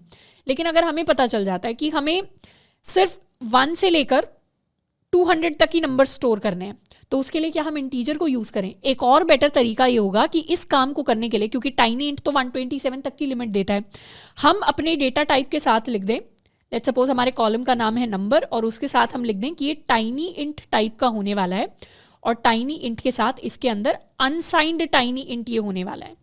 अनसाइंड कहने का मतलब है कि इसमें नेगेटिव नंबर्स नहीं आएंगे, हम सिर्फ पॉजिटिव वैल्यूज को स्टोर करेंगे। तो जब हम सिर्फ पॉजिटिव वैल्यूज को स्टोर करना चाहते हैं तो इसकी जो रेंज होगी नेगेटिव नंबर्स वाली, कि -1 से लेकर -128 तक जो सारे के सारे नंबर्स होंगे, 128 नंबर्स, वो रेंज अब पॉजिटिव नंबर्स में चली जाएगी। पॉजिटिव नंबर्स में चली जाएगी तो अब इसकी रेंज बन जाएगी 0 से लेकर 255 तक, यानी टोटल 256 नंबर्स अब हम स्टोर करा पाएंगे टाइनी इंट के अंदर। अगर हम कह देते हैं एसक्यूएल को कि हमें नेगेटिव नंबर स्टोर नहीं कराने, सिर्फ पॉजिटिव करवाने हैं, तो जो जगह नेगेटिव नंबर्स के लिए होती थी वो अब पॉजिटिव नंबर्स और हमारी रेंज पॉजिटिव नंबर्स में बढ़ जाएगी। तो हम इस तरीके से अपने जो नंबर वैल्यूज होती है उनकी रेंज भी बढ़ा सकते हैं अगर हमारे पास सिर्फ पॉजिटिव नंबर्स होते हैं तो। अब जितने भी डेटा टाइप्स पढ़े हैं उस हिसाब से देखते हैं कि हमें अपनी टेबल को क्रिएट करने के लिए क्या क्या डेटा टाइप यूज करने होंगे। सबसे पहले आ जाते हैं अपने आईडी पर। आईडी हमें दिख रहा है नंबर टाइप की है, तो आईडी के लिए हम इंट यूज करेंगे। नेम हमारा क्या है, नेम हमारा स्ट्रिंग टाइप का है, तो इसके लिए हम varchar यूज करेंगे। ईमेल भी स्ट्रिंग टाइप का है, यानी इसके अंदर कुछ भी आ सकता है, नंबर्स भी आ सकते हैं, हमारे कैरेक्टर्स भी आ सकते हैं, डॉट भी आ सकते हैं, स्पेशल कैरेक्टर्स, तो इसके लिए भी हम अपना varchar यूज करेंगे। उसके बाद फॉलोअर्स एंड फॉलोइंग दोनों के अंदर नंबर्स यूज हो रहे हैं, तो इनके लिए भी हम इंट यूज कर सकते हैं। अब इन्हें आगे लिख लेते हैं। आईडी के साथ हम लिख देंगे इंट, नेम के साथ हम लिखने वाले हैं अपना varchar, varchar नेम के अंदर साइज क्या होने वाला है varchar का, मैक्सिमम नाम जो हम लेंगे वो 30 लेंथ का हम ले सकते हैं। कॉमा से इन सबको सेपरेट कर लेते हैं। और ईमेल क्योंकि हमारे लंबे हो सकते हैं साइज में, तो ईमेल के लिए हम इसे 50 कर लेते हैं। फॉलोअर्स के अंदर भी हमारे पास इंटीजर नेम होने वाला है और फॉलोइंग के अंदर भी हमारे पास इंट होने वाला है। तो इस तरीके से हम अपनी टेबल क्रिएट कर सकते हैं। अब ये तो हमने कवर कर लिया क्रिएशन ऑफ टेबल में कॉलम का नाम एंड डेटा टाइप। इसके साथ साथ हमारे पास कंस्ट्रेंट्स भी होते हैं जिनको हम अपने कॉलम्स के ऊपर अप्लाई कर सकते हैं। अब नेक्स्ट हम बात करने वाले हैं कंस्ट्रेंट्स के बारे में। कंस्ट्रेंट्स हमारे रूल्स होते हैं for data in the table, यानी एक टेबल के अंदर हम किस तरीके का डेटा डिफाइन करने वाले हैं उसके ऊपर हम कुछ कुछ रूल्स अप्लाई कर सकते हैं। इनमें से सबसे पहला, वैसे तो बहुत सारे रूल्स होते हैं, बहुत सारे डिफरेंट टाइप्स के कंस्ट्रेंट्स होते हैं, पर इनमें से हम इंपॉर्टेंट कंस्ट्रेंट्स को कवर करेंगे, जिसमें से सबसे पहला है नॉट नल। यानी अगर हम चाहते हैं कि हमने कोई टेबल क्रिएट की, फॉर एग्जाम्पल अगर हम अपनी यूजर टेबल को क्रिएट करते हैं, जैसे यहाँ पर अपने इंस्टाग्राम डेटाबेस के अंदर आ जाते हैं शीट्स के अंदर, और हम यूजर टेबल को क्रिएट कर रहे हैं। इसके अंदर आईडी आ जाएगी, इसके अंदर हमारे पास हमारा नेम आ जाएगा, ईमेल आ जाएगा, पासवर्ड की जगह हम फॉलोअर्स का काउंट स्टोर करा रहे हैं, एंड इसके साथ हम अपने फॉलोइंग का काउंट स्टोर करा रहे हैं। ये सारी की सारी वैल्यूज हम स्टोर कराने वाले हैं। अब इन वैल्यूज के साथ साथ क्या होने वाला है, हम अपना डेटा स्टोर कराएंगे। डेटा के अंदर हम अपनी टेबल का डेटा यहाँ पर लिख लेते हैं। This is going to be 1 2 3 4। अब लेट्स सपोज अगर हमने इस तरीके की टेबल क्रिएट की है, तो हर टेबल के अंदर हमें पता है कि जो हमारा नेम है वो कभी भी नल नहीं हो सकता, क्योंकि हर व्यक्ति के पास अपना कुछ ना कुछ नाम तो होता ही है। तो हमारा जो नेम वाला कॉलम है उसके साथ हम एक कंस्ट्रेंट डिफाइन कर सकते हैं that the name is going to be not null. यानी जब भी हम चाहते हैं कि किसी भी कॉलम के अंदर कोई भी जो स्पेसिफिक वैल्यू है वो कभी भी नल ना हो पाए, मतलब वो कभी भी खाली ना हो सके। जैसे फॉर एग्जाम्पल हमारे जो फॉलोइंग का अकाउंट है वो नल हो सकता है। अगर किसी के पास कोई किसी अकाउंट को फॉलो ही नहीं करता तो वहाँ पर हम नल स्टोर करा सकते हैं। किसी अकाउंट के कोई फॉलोअर्स ही नहीं है तो वहाँ पर हम नल स्टोर करा सकते हैं। पर हर अकाउंट का अपना कुछ ना कुछ नाम तो होगा ही, तो वहाँ पर हम नल स्टोर नहीं करा सकते। तो उसके लिए हम अपना कंस्ट्रेंट यूज कर सकते हैं नॉट नल। नॉट नल को लिखने के लिए हम यहाँ लिख सकते हैं अपना नेम varchar, एंड varchar के बाद हम अपना कंस्ट्रेंट डिफाइन करेंगे, इसको हम कह सकते हैं नॉट नल। एक बार हमने नेम को नॉट नल डिफाइन कर दिया तो आगे से अगर कभी भी नेम के अंदर हम नल वैल्यू डालने की कोशिश करते हैं, या अगर कोई हम नया यूजर एंटर कर रहे हैं इसके अंदर, लेट्स सपोज हम ये नंबर 2 आईडी वाला नया यूजर एंटर कर रहे हैं और इसके अंदर अगर नेम मिसिंग हुआ तो उस केस में हमारे पास SQL से एरर आ जाएगा। तो इसीलिए हम नॉट नल कंस्ट्रेंट यूज कर सकते हैं। सेकंड कंस्ट्रेंट हमारे पास होता है यूनिक कंस्ट्रेंट। अगर हम चाहते हैं किसी भी कॉलम की सारी वैल्यूज डिफरेंट हो, यूनिक हो, तो उसके लिए हम यूनिक लिख सकते हैं। जैसे अगर इंस्टाग्राम के ऊपर बहुत सारे यूजर्स हैं तो इंस्टाग्राम की रिक्वायरमेंट होती है कि हर यूजर के पास अपना यूनिक ईमेल होना चाहिए। तो हम चाहते हैं जितने भी ईमेल्स हो हमारे पास, सारे के सारे ईमेल्स यूनिक होने चाहिए। ऐसा नहीं है कि बॉब और केसी 2 अकाउंट है और दोनों अकाउंट का सेम ईमेल है। तो इसीलिए हमारा जो ईमेल है उसके सामने हम लिख सकते हैं यूनिक, यानी हमारा यूनिक कंस्ट्रेंट है। अब अगर हम कोई ऐसा यूजर डालने की कोशिश करेंगे, एंटर करने की कोशिश करेंगे जिसमें 2 यूजर का सेम ईमेल होगा, तो SQL हमें क्या करेगा, एरर दे देगा। इसके अलावा हमारे पास डिफॉल्ट होता है। डिफॉल्ट का मतलब है कि अगर उस कॉलम के लिए कोई भी वैल्यू ऐड नहीं की जा रही तो एक डिफॉल्ट वैल्यू असाइन कर दो। जैसे फॉर एग्जाम्पल शुरुआत में अगर किसी यूजर के लिए हमने कोई फॉलोइंग का काउंट ऐड नहीं किया तो हम डिफॉल्ट वैल्यू सेट कर सकते हैं 2 0 कि 0 फॉलोअर्स हैं। तो यहाँ पे फॉलोअर्स के लिए हम पहले लिख सकते हैं डिफॉल्ट। तो डिफॉल्ट कंस्ट्रेंट को लिखने का ये फॉर्मेट होता है, जैसे अगर हमने एम्प्लॉयज़ नाम की टेबल बनाई है, उनके लिए अगर हम सैलरी रखना चाहते हैं कि किसी भी एम्प्लॉय की सैलरी एंटर नहीं की तो बाय डिफॉल्ट सैलरी 25,000 होने वाली है, तो हम ऐसे लिख सकते हैं सैलरी इंट डिफॉल्ट 25,000। वैसे ही यहाँ पर लिख सकते हैं फॉलोअर्स इंट डिफॉल्ट, कितने फॉलोअर्स हो जाएंगे, बाय डिफॉल्ट 0 फॉलोअर्स हो जाएंगे हमारे। एंड साथ के साथ हमारे पास एक चेक कंस्ट्रेंट भी होता है। चेक कंस्ट्रेंट का काम होता है to set limits to the value allowed in a column.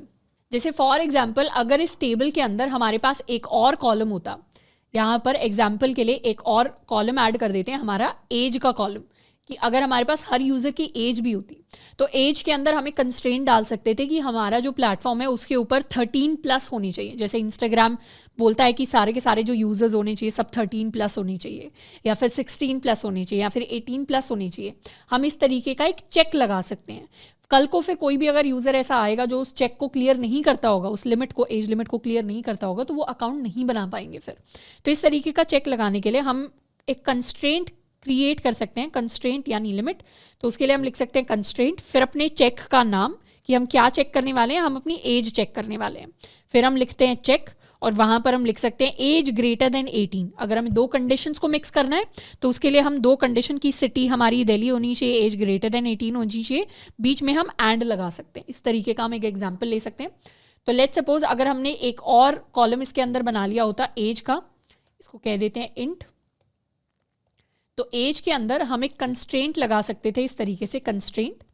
इस कंस्ट्रेंट को नाम दे देते हैं एज चेक, और एज चेक के अंदर हम क्या चेक करने वाले हैं, हम चेक करने वाले हैं कि हमारी जो एज है वो ग्रेटर देन इक्वल टू 13 है क्या। अपने चेक्स को हम अपने पैरेंथेसिस के अंदर डिफाइन करते हैं। तो ये हमारा चेक हो गया, मतलब इस कंडीशन को हम चेक करने वाले। इस ऐसी कंडीशंस हमने कई बार जावास्क्रिप्ट के अंदर देखी होगी, ऐसी ही सिमिलर कंडीशंस हम अपने एसक्यूएल के अंदर लिखते हैं। तो एक कंस्ट्रेंट हो गया, क्या है कंस्ट्रेंट का नाम, एज चेक, यानी हमें हमेशा कंस्ट्रेंट को एक नाम देना होता है। बाकी ये जो नाम होता है ये ऑप्शनल होता है, इसको हम चाहें तो यहाँ से हटा भी सकते हैं। हम सिंपली लिख सकते हैं कंस्ट्रेंट चेक कि हमारी age greater than equal to 13 है क्या। अब ये तो हो गए हमारे कॉमन कंस्ट्रेंट्स। इसके अलावा हमारे पास दो और इंपॉर्टेंट कंस्ट्रेंट्स होते हैं जो होती हैं हमारी कीज। एक होता है हमारा प्राइमरी की कंस्ट्रेंट, एक होता है हमारा फॉरेन की कंस्ट्रेंट। अब कीज काफ़ी ज़्यादा इंपॉर्टेंट होती हैं जब भी हम टेबल्स की बात करते हैं। प्राइमरी की कंस्ट्रेंट की बात करें तो जिस भी कॉलम को हमने बोल दिया कि ये कॉलम हमारा प्राइमरी की है, की क्या होती है कि हमारे कुछ स्पेशल कॉलम्स होते हैं, इनको वैसे हम डिटेल में पढ़ेंगे अभी, पर कीज हमारे स्पेशल कॉलम्स होते हैं। और जिस भी कॉलम को हमने प्राइमरी की कह दिया वो क्या करेगा, वो कॉलम ऑटोमेटिकली यूनिक भी हो जाएगा और नॉटनल भी हो जाएगा, और हम सिर्फ एक ही कॉलम को या एक सेट ऑफ कॉलम्स को प्राइमरी की बना सकते हैं। ऐसा नहीं है कि हमारी कोई भी टेबल है तो उसके अंदर बहुत सारे कॉलम्स को हमने प्राइमरी की बोल दिया। किसी भी कॉलम को प्राइमरी की बनाने के लिए हम लिखते हैं प्राइमरी की और फिर अपने कॉलम का नाम।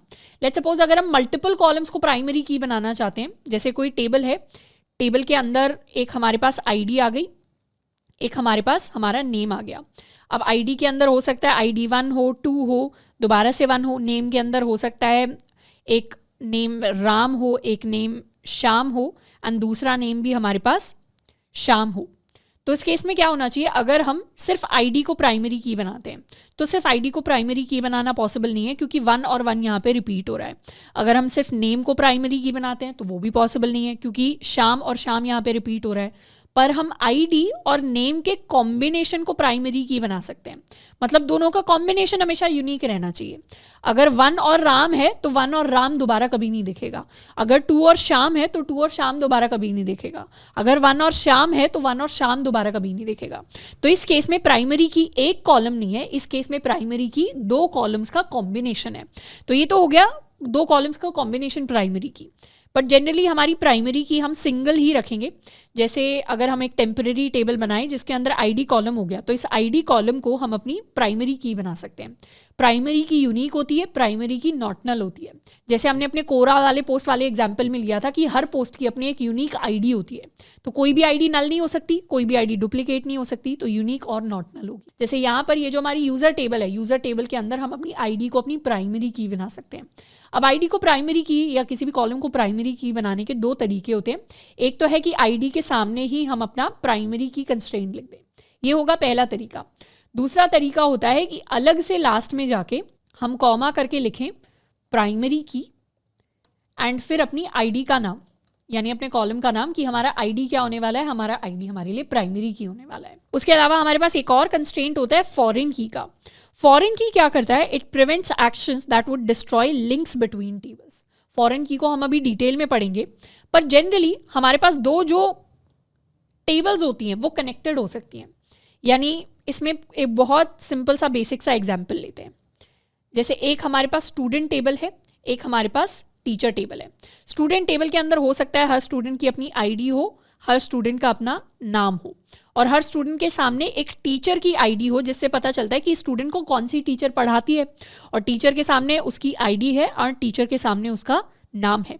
अब यहाँ पर टीचर नंबर 1 है, टीचर नंबर 2 है, टीचर नंबर 3 है। ये हमारा student number let's call it 101 and 102 है।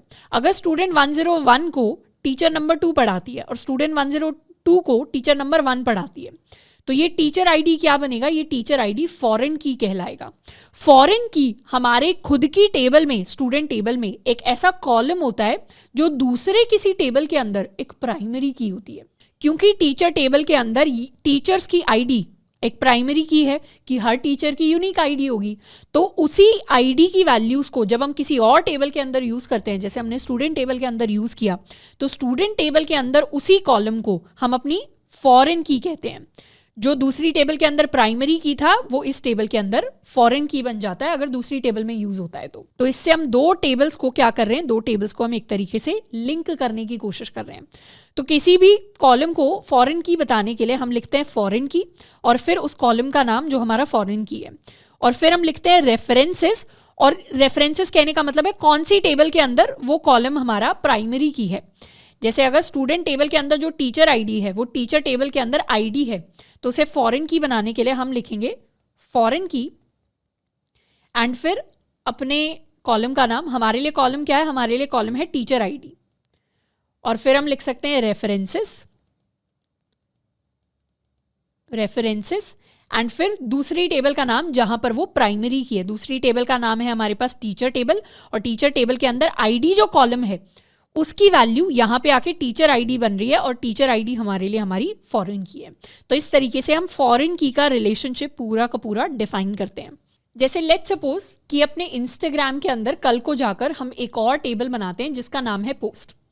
इस टेबल को थोड़ा सा हम कॉपी कर लेते हैं, यहाँ पेस्ट कर लेते हैं, यहाँ पेस्ट कर लेते हैं।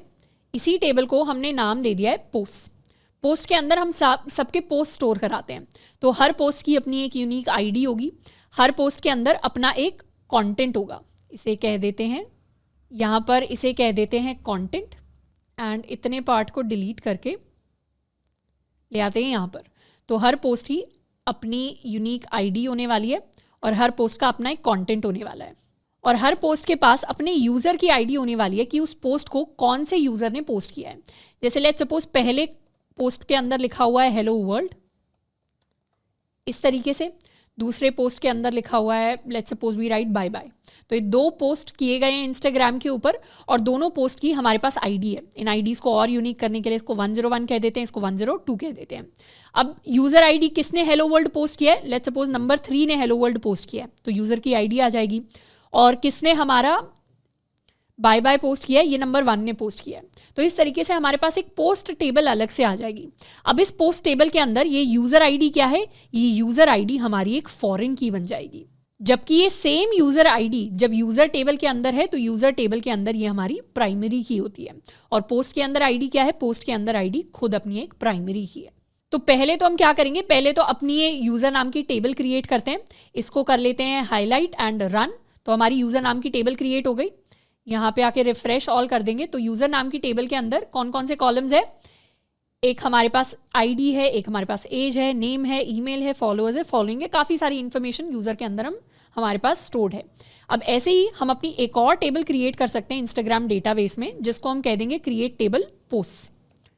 पोस्ट के अंदर हम क्या स्टोर कराएंगे, पोस्ट के अंदर हमारे पास 3 कॉलम्स हैं, एक हमारे पास आईडी है, एक हमारे पास कंटेंट है, एक हमारे पास यूज़र आईडी है। तो स्कीमा डिफाइन करने के लिए हम लिखेंगे आईडी। आईडी किस टाइप की है, आईडी को इंट टाइप का हम कह देते हैं। उसके बाद हमारे पास कंटेंट है, कंटेंट को हम varchar टाइप का कह देते हैं। अब कंटेंट के अंदर कई सारी इन्फॉर्मेशन आ सकती है, तो 100 तक हम कैरेक्टर्स इसके अंदर स्टोर कर सकते हैं। उसके अलावा हमारे पास यूज़र आईडी है, तो यूज़र आईडी हमारा एक और कॉलम हो जाएगा जो भी हमारे पास इंटीजर टाइप की होगी। अब हमें पता है कि ये जो यूज़र आईडी है, अब सबसे पहले तो इस आईडी को हम प्राइमरी की बना सकते हैं, तो इसको कह देते हैं प्राइमरी की। अब यूज़र आईडी का हमें पता है कि ये जो यूज़र आईडी है ये एक फॉरेन की है, तो कैसे बताएं हम अपनी टेबल को कि ये फॉरेन की है। टेबल को बताने के लिए हम लिखते हैं फॉरेन की और फिर अपने कॉलम का नाम कि ये यूज़र आईडी एक फॉरेन की है। पर ये फॉरेन की कहाँ से आई है, ये फॉरेन की रेफरेंसेस हमारी यूज़र टेबल की आईडी कॉलम कि यूज़र टेबल के अंदर, इसे पैरेंथेसिस के अंदर डाल देते हैं। हम कहना चाह रहे हैं कि हमारी जो फॉरेन की है यूज़र आईडी, ये हमारी यूज़र टेबल के अंदर आईडी कॉलम से वैल्यूज़ लेती है। मतलब जो यूज़र्स एग्जिस्ट करते होंगे वही यूज़र पोस्ट कर पाएंगे इंस्टाग्राम के ऊपर। तो इस तरीके से हम एक और टेबल क्रिएट कर सकते हैं विद अ फॉरेन की। इसको एग्जीक्यूट कर लेते हैं और यहाँ पे आके रिफ्रेश कर देते हैं तो टेबल्स के अंदर हमारे पास 2 टेबल्स आ गई। एक हमारे पास पोस्ट टेबल है जिसके अंदर ये 3 कॉलम्स है और एक हमारे पास हमारी यूजर टेबल है। अब हम चाहें तो हम अपनी टेबल्स को विजुअलाइज भी कर सकते हैं MySQL वर्कबेंच के अंदर। हम ऊपर जाकर सिलेक्ट कर सकते हैं डेटाबेस और यहाँ से हम क्लिक करेंगे रिवर्स इंजीनियर पर।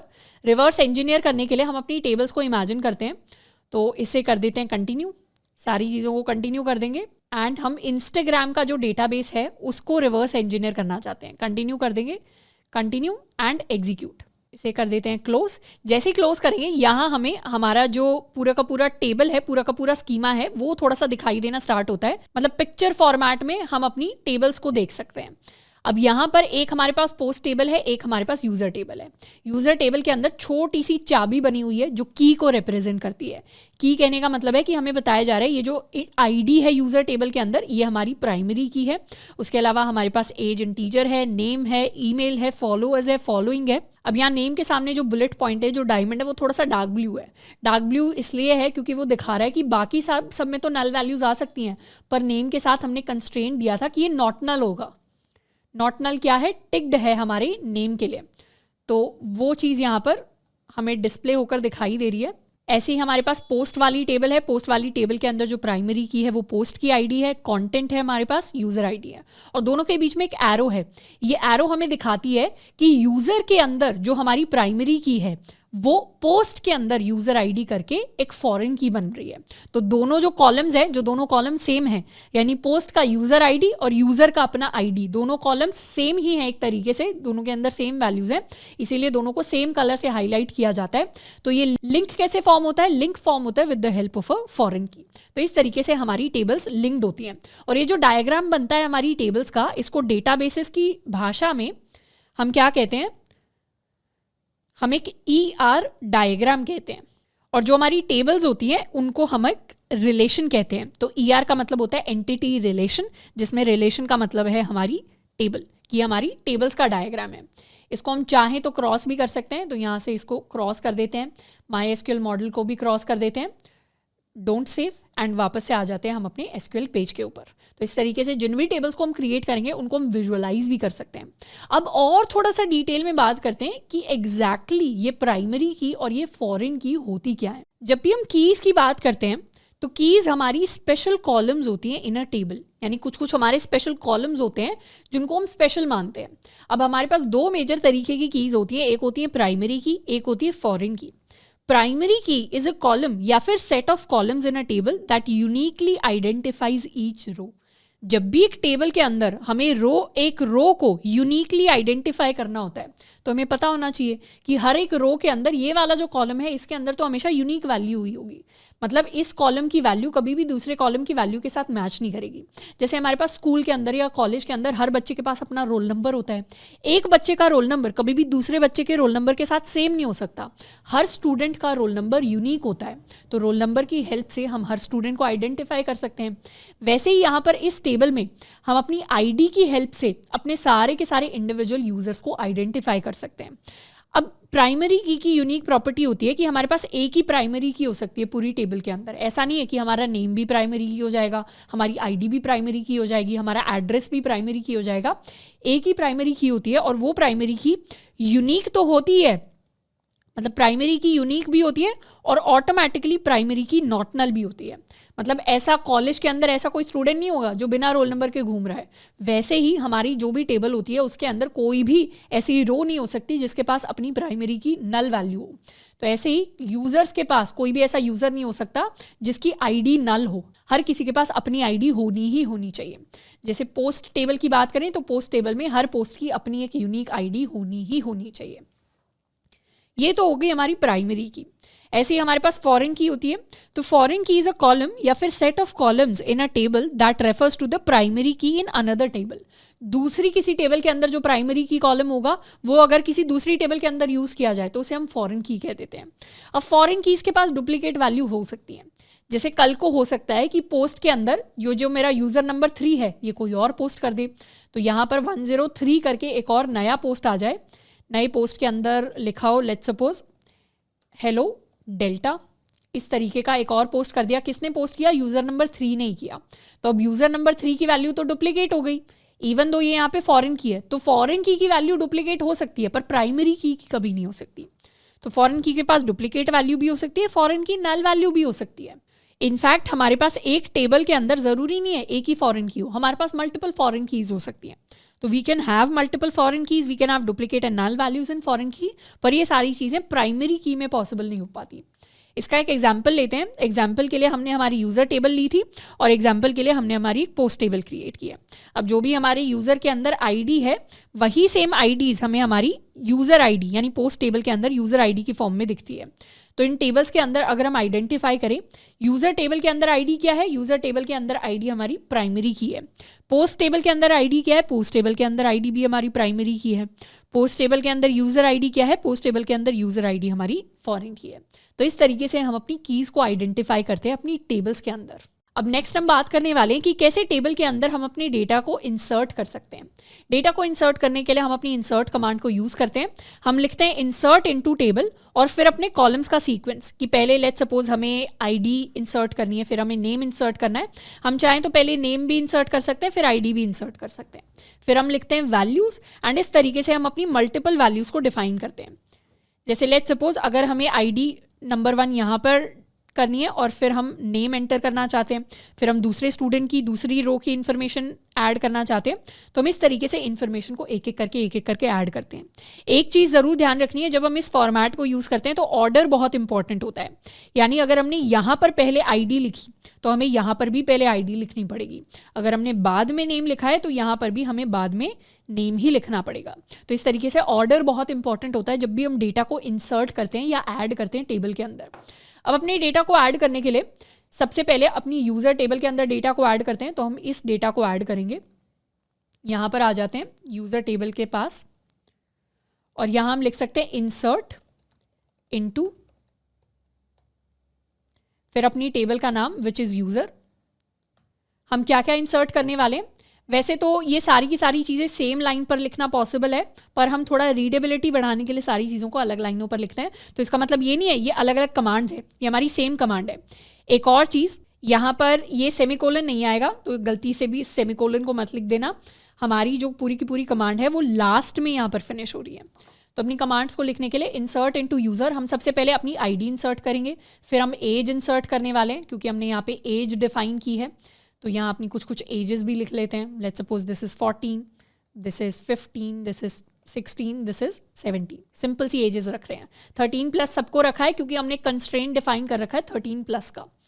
एज ऐड करेंगे पहले, फिर नेम ऐड करेंगे, फिर ईमेल ऐड करेंगे, फिर अपने फॉलोअर्स का काउंट हम ऐड करेंगे, फिर अपने फॉलोइंग का काउंट हम ऐड करेंगे।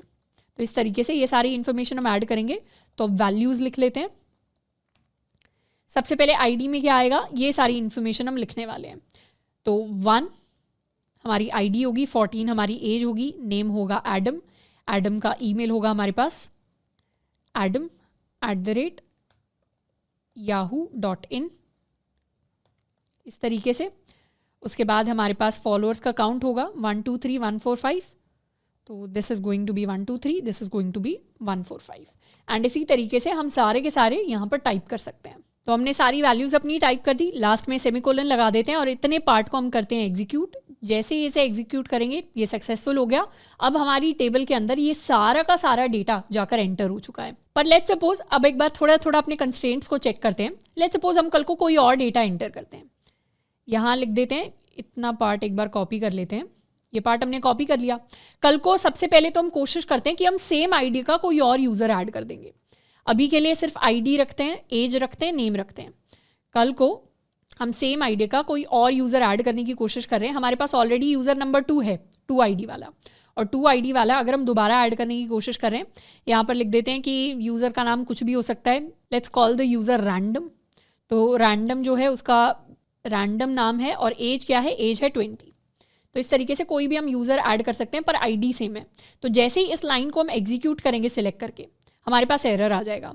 एरर में नोटिस करेंगे तो यहाँ हमें एरर के अंदर दिखाएगा डुप्लीकेट एंट्री 2 फॉर की। इसका मतलब है कि हमारी जो आईडी थी उसके लिए हम डुप्लीकेट एंट्री एंटर करने की कोशिश कर रहे हैं, तो इस केस में हमारे पास एरर आ जाता है। दूसरा, हमने अपना कंस्ट्रेंट डिफाइन किया था नेम नॉट नल, पर कल को अगर हम अपने नेम को नल वैल्यू की तरह एंटर कर रहे हैं, मतलब नेम को हमने ऐड ही नहीं किया, नेम को हमने ऐड ही नहीं किया तो ऑटोमेटिकली जिस चीज़ को ऐड, जिस चीज़ को इंसर्ट नहीं करते वो नल हो जाती है। तो इसे जब हम सिलेक्ट करके एग्जीक्यूट करेंगे तो उस केस में हमारे पास एरर आ जाएगा। एरर क्या आ जाएगा? Field name doesn't have a default value, यानी ये वैल्यू नल हो रही है यहाँ पर नेम की वैल्यू, तो इसीलिए हम इसे एंटर नहीं कर सकते। तो एक कंस्ट्रेंट यहाँ पर एक्ट कर रहा है। कल को अगर हम सेम ईमेल आईडी ऐड करने की कोशिश करते हैं जो हमने ऑलरेडी ऐड की है, जैसे ये वाली ईमेल आईडी अगर हम एंटर करने की कोशिश करें, इसे कॉपी कर लेते हैं, यहाँ पर हम कोई भी नेम लिख सकते हैं, यहाँ पर हम ईमेल लिख सकते हैं। नेम के अंदर हमने कोई भी एक रैंडम वैल्यू दे दी और ईमेल के अंदर हम ऑलरेडी एग्जिस्टिंग ईमेल एंटर कर रहे हैं, यानी डुप्लीकेट ईमेल एंटर कर रहे हैं। तो इसे जब एंटर करने की कोशिश करेंगे, एग्जीक्यूट किया तो हमारे पास एरर आ जाएगा। एरर आएगा डुप्लीकेट एंट्री 2 फॉर, अच्छा एक तो की को हम डुप्लीकेट कर रहे हैं तो की को तो यहाँ पे 10 कर देते हैं। अब एंटर करते हैं, execute, duplicate entry for email. तो यहाँ पर जो हम ईमेल एंटर कर रहे हैं वो ऑलरेडी एग्जिस्ट करती है, वो यूनिक नहीं है, तो फिर वो हमारे लिए एक प्रॉब्लम हो जाएगी। तो इस तरीके से हमें पता है कि हमारे जो कंस्ट्रेंट्स है वो सारे के सारे काम कर रहे हैं। अगर हमने यहाँ पर लेट्स सपोज एज को 10 कर दिया जो 13 से कम है तो भी एरर आ जाएगा। Check constraint user check 1 is violated, यानी हमने जो कंस्ट्रेंट लगाया है एज ग्रेटर देन 13 का, ये वायलेट हो रहा है, तो हम अंडर 13 वाली एज को एंटर नहीं कर सकते।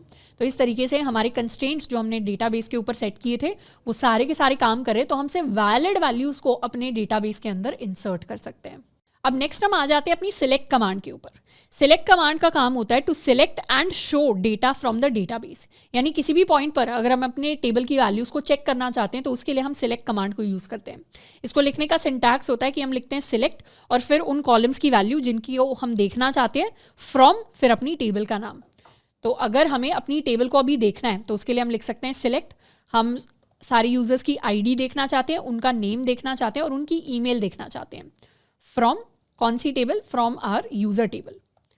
तो इसे हम कर सकते हैं सिलेक्ट एंड इसे हम कर सकते हैं एग्जीक्यूट। जैसे एग्जीक्यूट किया हमें दिख गया कि नंबर 1 आईडी है, नेम है, हमारे पास ईमेल आ गई, तो ये चारों यूजर्स का डेटा हमारे पास आ गया है। अब इसी तरीके से कल को लेट्स सपोज अगर हमें इनकी एज भी देखनी है कि सिर्फ नेम और एज देखना है हमें, या आईडी नेम और एज देखनी है, ईमेल नहीं देखनी, तो उसको भी हम सिलेक्ट करके एग्जीक्यूट कर सकते हैं। तो इस बार यूजर्स की आईडी नेम एंड एज हमें दिखाई दे रहा है। अब अगर हम चाहते हैं कि किसी टेबल के अंदर सारे की सारी कॉलम्स हम सिलेक्ट कर लें तो उसके लिए हमारे पास एक शॉर्ट फॉर्म होती है विच इज एस्टरिस्क। ये जो सिंबल होता है इसका मतलब होता है ऑल। एस्टरिस्क मतलब ऑल, यानी जब भी हम सारी की सारी चीज़ें सिलेक्ट करना चाहते हैं तो हम लिखते हैं सिलेक्ट ऑल फ्रॉम टेबल। तो स्टार की जगह हम इसे ऑल की तरह पढ़ते हैं। तो अगर हम यहाँ पर लिख दें सिलेक्ट ऑल फ्रॉम यूजर तो इसे कर सकते हैं सिलेक्ट, एग्जीक्यूट। एग्जीक्यूट किया तो हमारे पास सारा का सारा डेटा आ गया जो हमने पूरी टेबल के अंदर स्टोर करवाया हुआ है। इसके साथ वैसे जब भी हम कोई कॉलम यूज करते हैं, लेट्स सपोज अगर हमारा एज कॉलम है तो एज कॉलम के सामने हम एक और कीवर्ड यूज कर सकते हैं एसक्यूएल का, which is the distinct keyword. Distinct keyword से क्या होगा, अगर मान लेते हैं बहुत सारे हमारे पास यूजर्स हैं और सारे यूजर्स के अंदर कोई कॉमन एजेस हैं, जैसे इस यूजर के पास अगर एज 14 हो जाती है तो हमारे पास सिर्फ यूनिक एजेस, यूनिक या डिस्टिंक्ट एजेस हमारे पास डिस्प्ले होकर आएंगी। तो इसको सिलेक्ट कर लेते हैं, एग्जीक्यूट करेंगे तो एजेस में यूनिक एजेस क्या क्या है, 14 एज है, 15 एज है, 16 एज है, 17 एज है। अगर हमारे पास 2 यूजर होते सेम एज के तो वहां पर 2 बार नहीं आता 14, वहां पर एक ही बार 14 हमारे पास प्रिंट होकर आता। तो जब भी हमें यूनिक डेटा को सिलेक्ट करना होता है तो उस कॉलम के आगे जिसका हम डिस्टिंक्ट वैल्यू चेक करना चाहते हैं उनके सामने हम अपना डिस्टिंक्ट कीवर्ड यूज कर सकते हैं। तो इस तरीके से अभी तक हमने अपनी टेबल्स को क्रिएट करके देखा है, उनके अंदर डेटा इंसर्ट करके देखा है और हमने सिलेक्ट कमांड को यूज़ किया है। आपके लिए एज अ होमवर्क प्रॉब्लम जो ये हमारी पोस्ट है, ये हमारी जो पोस्ट वाली टेबल है, इसके लिए आपको क्या करना है, ये सारा कंटेंट अपनी पोस्ट टेबल के अंदर आपको एक बार एंटर करके देखना है कि कैसे हम इसे इंसर्ट कर सकते हैं और कैसे हम इसे सिलेक्ट करके प्रिंट करवा सकते हैं।